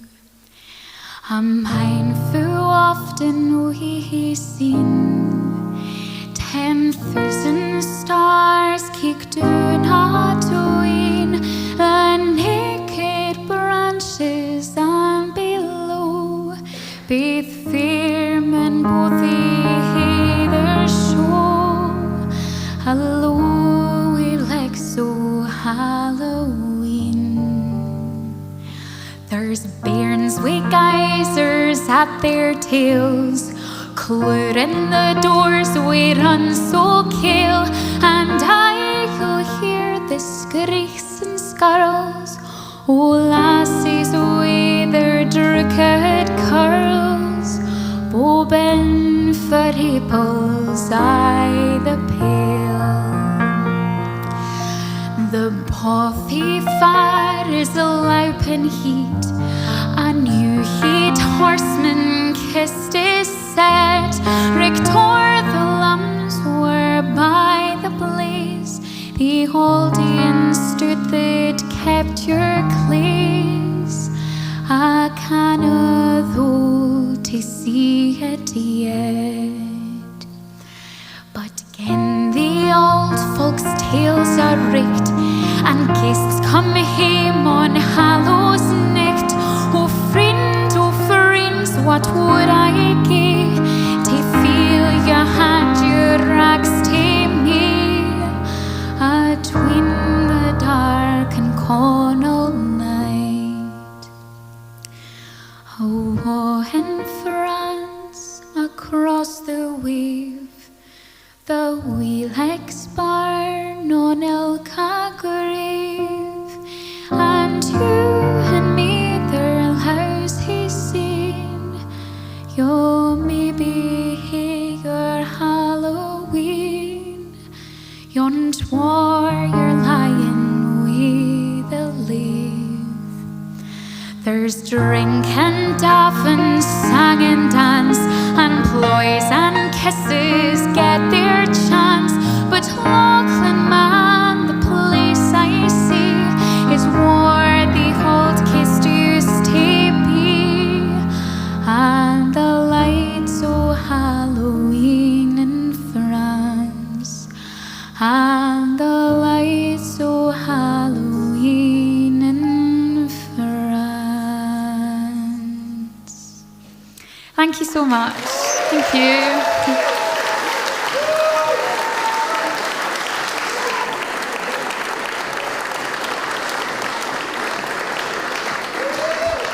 Please get another hand for Rose Byers and Ray McIver.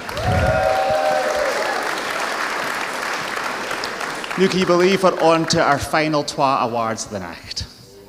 Again. And once again, Taylor is na wee ma because she's up for another een. This time, Scots Stage Production of the Year. And the nominees are Dracula, Mina's Reckoning, Sunset Song, My Doric Diary, Pushing 30. And to present the award, please welcome Liz Niven back to the stage. I have been asked to present the Scots Stage Production of the Year, which is an absolute delight and honour. It's fantastic to have Scots language in the stage. That is the wonderful thing about giving a script to actors, which is in Scots, because it becomes very, very natural for them to perform from the heart. And I think it's an incredibly important award. So for Scots Stage Production of the Year, and I understand now the difficulties with these envelopes. But the winner tonight is Sunset Song, Dundee Rep.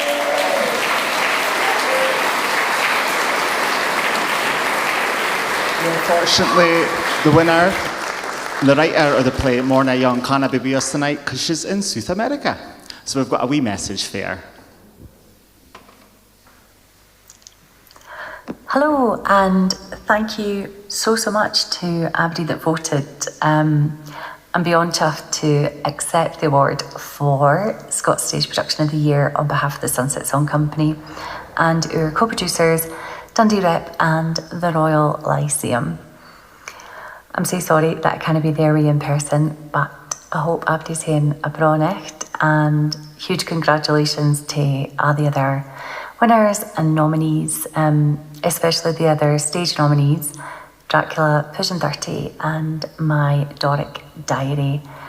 3 tremendous shows and half a fine company to be in. I honestly felt like the luckiest queen on earth when I was asked to screeve this new adaptation. Sunset Song is Scotland's favourite novel, it's my favourite novel, and it's an enduring classic, offering us a sense of what it means to be Scottish. I've never forgotten when I first read the words, "Two Chris's there were that fought for her heart and tormented her." I was a teenager in the Northeast, and somehow this book from 1932 was mirroring my life back at me, this idea of twa identities, Scottish and English. There's just such a huge power to seeing yourself reflected back and represented. And I hope that your production offered a chance for mere queens and loons to see and hear themselves, because visibility is iron. So I'm speaking to you as playwright, but it takes a whole crew of creative folk to bring a show to the stage. So this award is also for director Finn Den Hertog, composer Finn Anderson, designer Emma Bailey, movement director Vicky Manderson, lighting designer Emma Jones, sound designer Richie Young, vocal coach Jean Sangster, casting director Anna Dawson, assistant director Vela Anderson, producer Anne McCluskey, our stage management team and crew, Gillian, Yvonne, Debbie, Gabe, Lana, Katie, Owen, and of course, our incredible cast, Naomi Stirrett, Kirsten Henderson, Rory Hawthorne, Anne-Louise Ross, Ali Craig, Sam Pashby, Murray Fraser, and Aberdeen's own top queen, Danielle Jam, as Chris Guthrie. Honestly, it takes a village. So on behalf of that village, thank you so much. It means the world.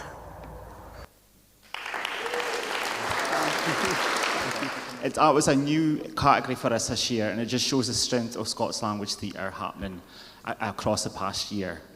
So well done again to Abdi involved with Sunset Song. So now it's time for another performance for our Scots screever, Susie Briggs. So please give a hand for Susie.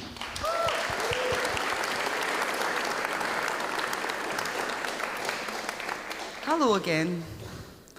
I wouldn't be here standing as Scots Screever if it wasn't for the village and the people that are in this room. There's people in this room that have cheered me on right from the beginning.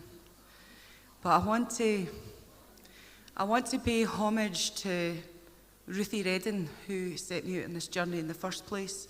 If she hadn't illustrated Nip Nebs, the first book, and then the second book, I didn't think I would be on this Scots language journey. I wouldn't have discovered the career that I have.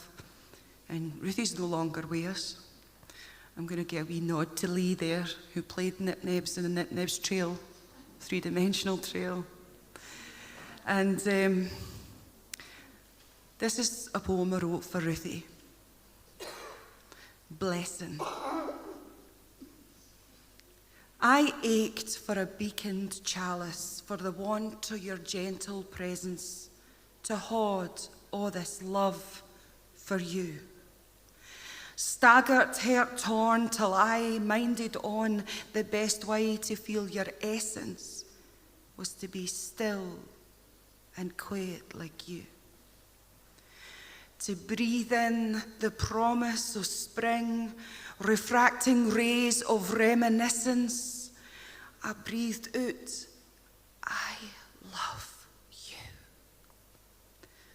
'Twas then I saw her sunning tattered wings, your bricked butterfly blessing, whispering gently, I love you too. I love you too. I love you too.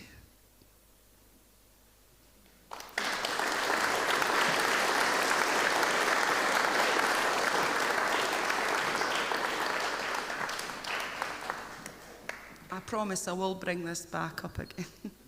But I felt it was important to honour her. Breathe.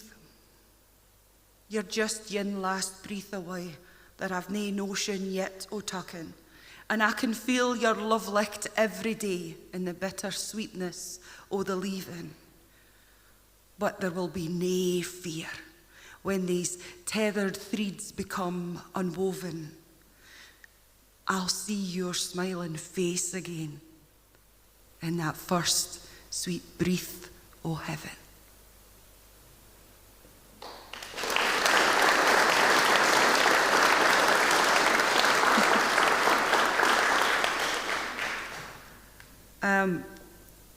And friendship is what it's all about. In this room, I have colleagues that I've worked with our time.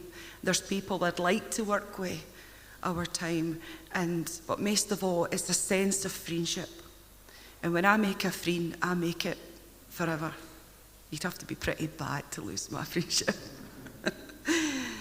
And this is a poem about the first friend I ever made, and I am still friends with her today. This is Friends. Risking deed speeders and big hairy spelks, I clambered onto the gate to hae a look at who was greeting ahin the hedge. E'en like muckle ingans, hair a gorgeous explosion, red curls, snotters, bottom lip tripping her. I held out my hand. What's your name, wee lassie? She slurped and said, Hilary. What's the matter, wee lassie? She heaved a sigh. I've lost my mammy. Risking deed speeders and big hairy spelks, we held hands through the garden gate. I'll be your friend, I said, and I meant it. Her mum was just round the corner. She was catching a bus and she was dawdling. She came back straight for her. She hadn't really lost her ma. Thank you.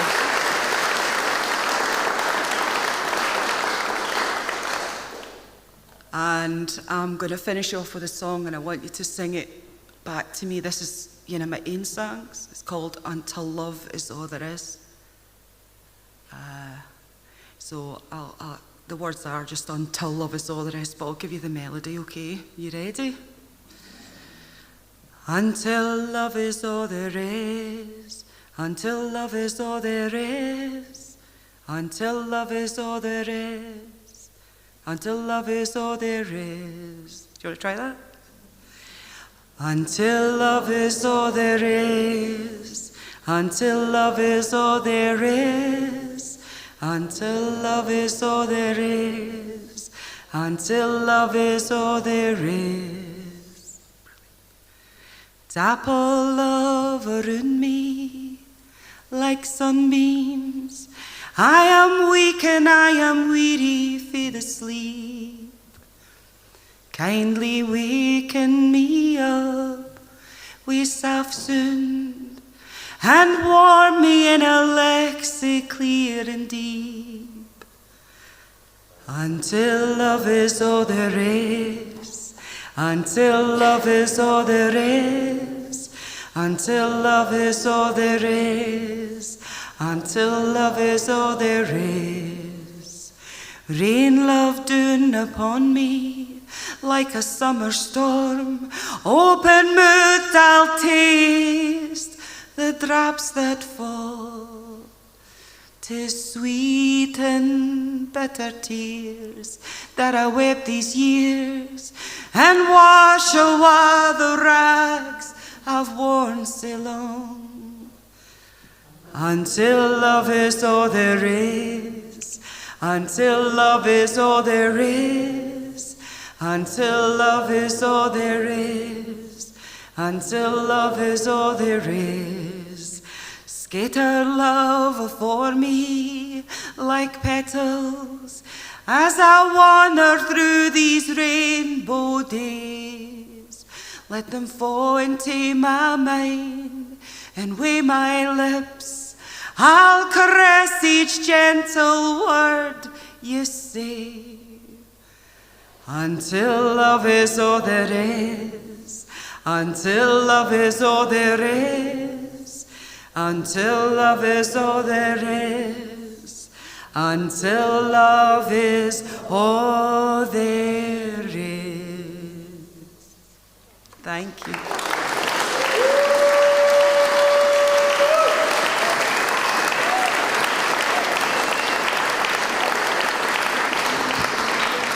Fantastic work by Susie Briggs. Let's hear it again for Susie. Now we're on to the final award of the evening, the Scots Writer of the Year, sponsored by the Scots Language Centre. And the nominees are May Dane Sangu, Jim McIntosh, William Hershaw, and Tracy Ann Harvey. And to present the award, please welcome Susie Briggs.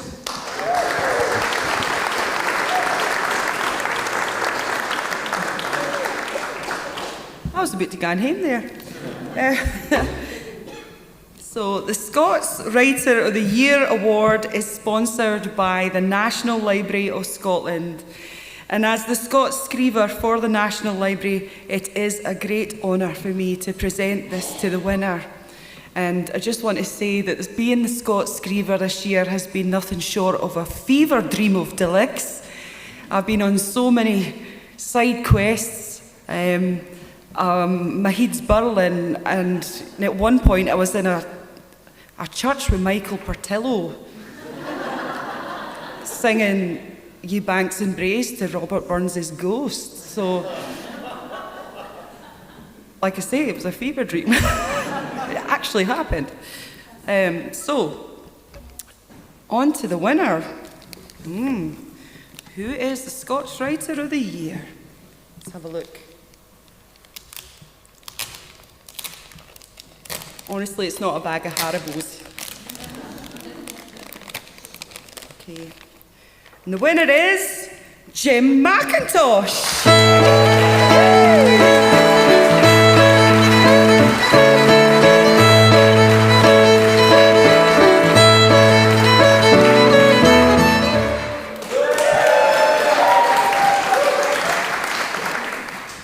My goodness me. Is it Sunday yet?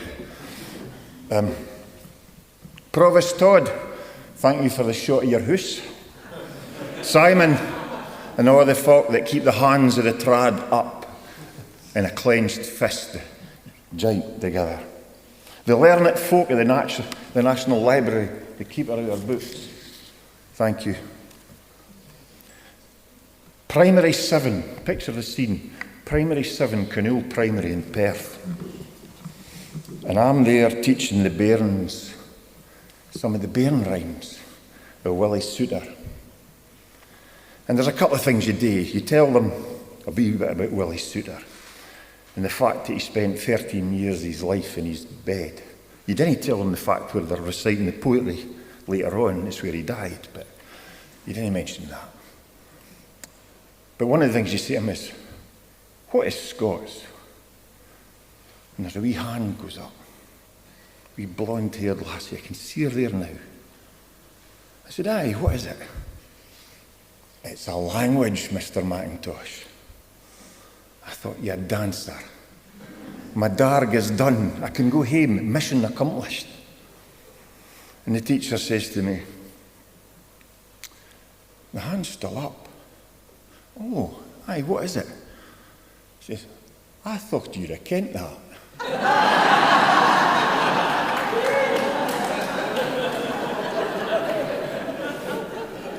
I'm not very sure which dialect it is, Susie, but my purse was shut. I was told. But there it was, out of the booth of a bairn, a declaration of fact. It's a language. It's a leid. It's our leid. And we're in a world, and Rab mentioned it earlier.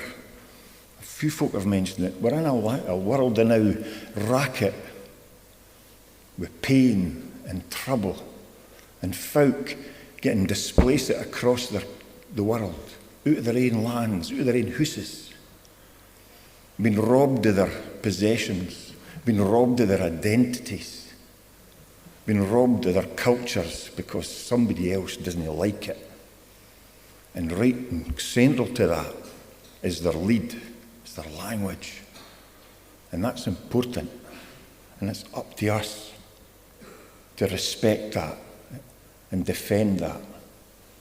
And I dedicate this to everybody here that stares at a blank page and tries to put down their thoughts and brave them to the world, kenning and most of the time they're going to get abuse for folk that didn't think they should be doing that. So I'll take you back to Cumnock Primary School. Not the wee lassie with the blonde hair, but in 1938 there was another wee lassie there, was taken up to the Heady's office in the same scale that I would visit later on. And she got the belt for speaking, as he described it, yon rough words, or the ruffians, the rough words of the streets and the street urchins. And that bonny wee lass in 1938 was my mother. And this I dedicate to her, still at home at 95, was, aye, to the mothers, was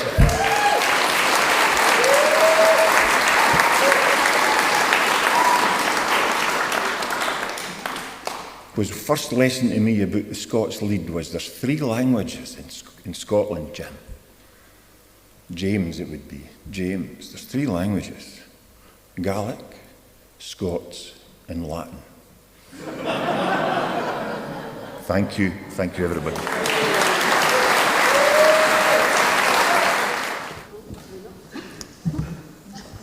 Can we get another hand for Jim McIntosh, Scots Writer of the Year?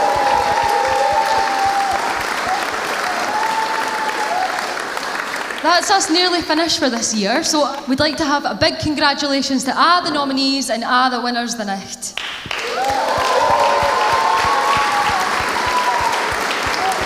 And just a heads up that if you're a winner, please come get your picture team after Aberdeen. And can we say a big thank you to Simon Timur, for without him, none of this would be happening.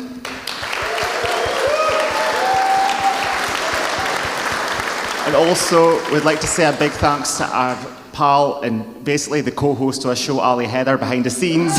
We wouldn't have got far without him.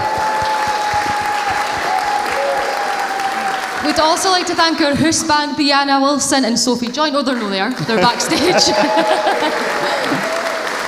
And thanks to yous for joining us in Cumnock.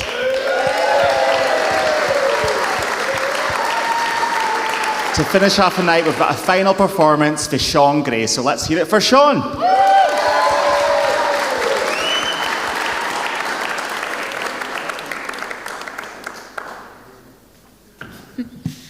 Thank you, as you got me again, but I'm joined by the lovely Sean Gray. Wait a minute, I'm joined by the lovely... I'm so happy to be playing with him tonight. When I was told that I would get the opportunity to do that, I was really excited by it. So thank you so much for tonight. A huge thank you to Hands Up for Chad and Simon for putting this all together. It's been a really, really great night, and it's been so lovely to see so many people. So yeah, the finale that we're going to do tonight is a fun song called Mary Mac. About an arranged marriage, but the guy then realises actually it's not too bad. So this is Mary Mac.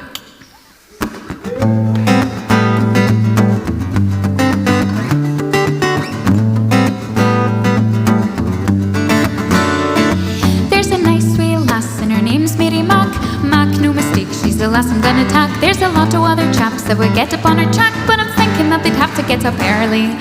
Mary Mac's me, there's Mac and Mary Mac, Mary me, ma, me, there's Mac and me, Mary, Mary Mac, and I'm going to marry Mary to get married to the kid, and me will all be Mac and Mary when I marry Mary Mac. Now this sweet lass, she has got a lot of brass, she has a lot of gas, her father thinks I'm class, and I be as silly as to let the mater pass, her father thinks she suits me fairly. Mary Mac's me, there's Mac and Mary Mac, Mary me, ma, me, there's Mac and me, Mary, Mary Mac, and I'm going to marry Mary to get married to take care of me, we'll all be Mac and Mary when I marry Mary Mac. Now Mary and her mother got an awful lot together, in fact you never see them when they're one the other, and the fellas often wonder if it's Mary or her mother, or the both of them together that I'm courting. Mary Mac's me, there's Mac and Mary Mac, Mary me, ma, me, there's Mac and me, Mary, Mary Mac, and I'm going to marry Mary to get married to take care of me, we'll all be Mac and Mary when I marry Mary Mac.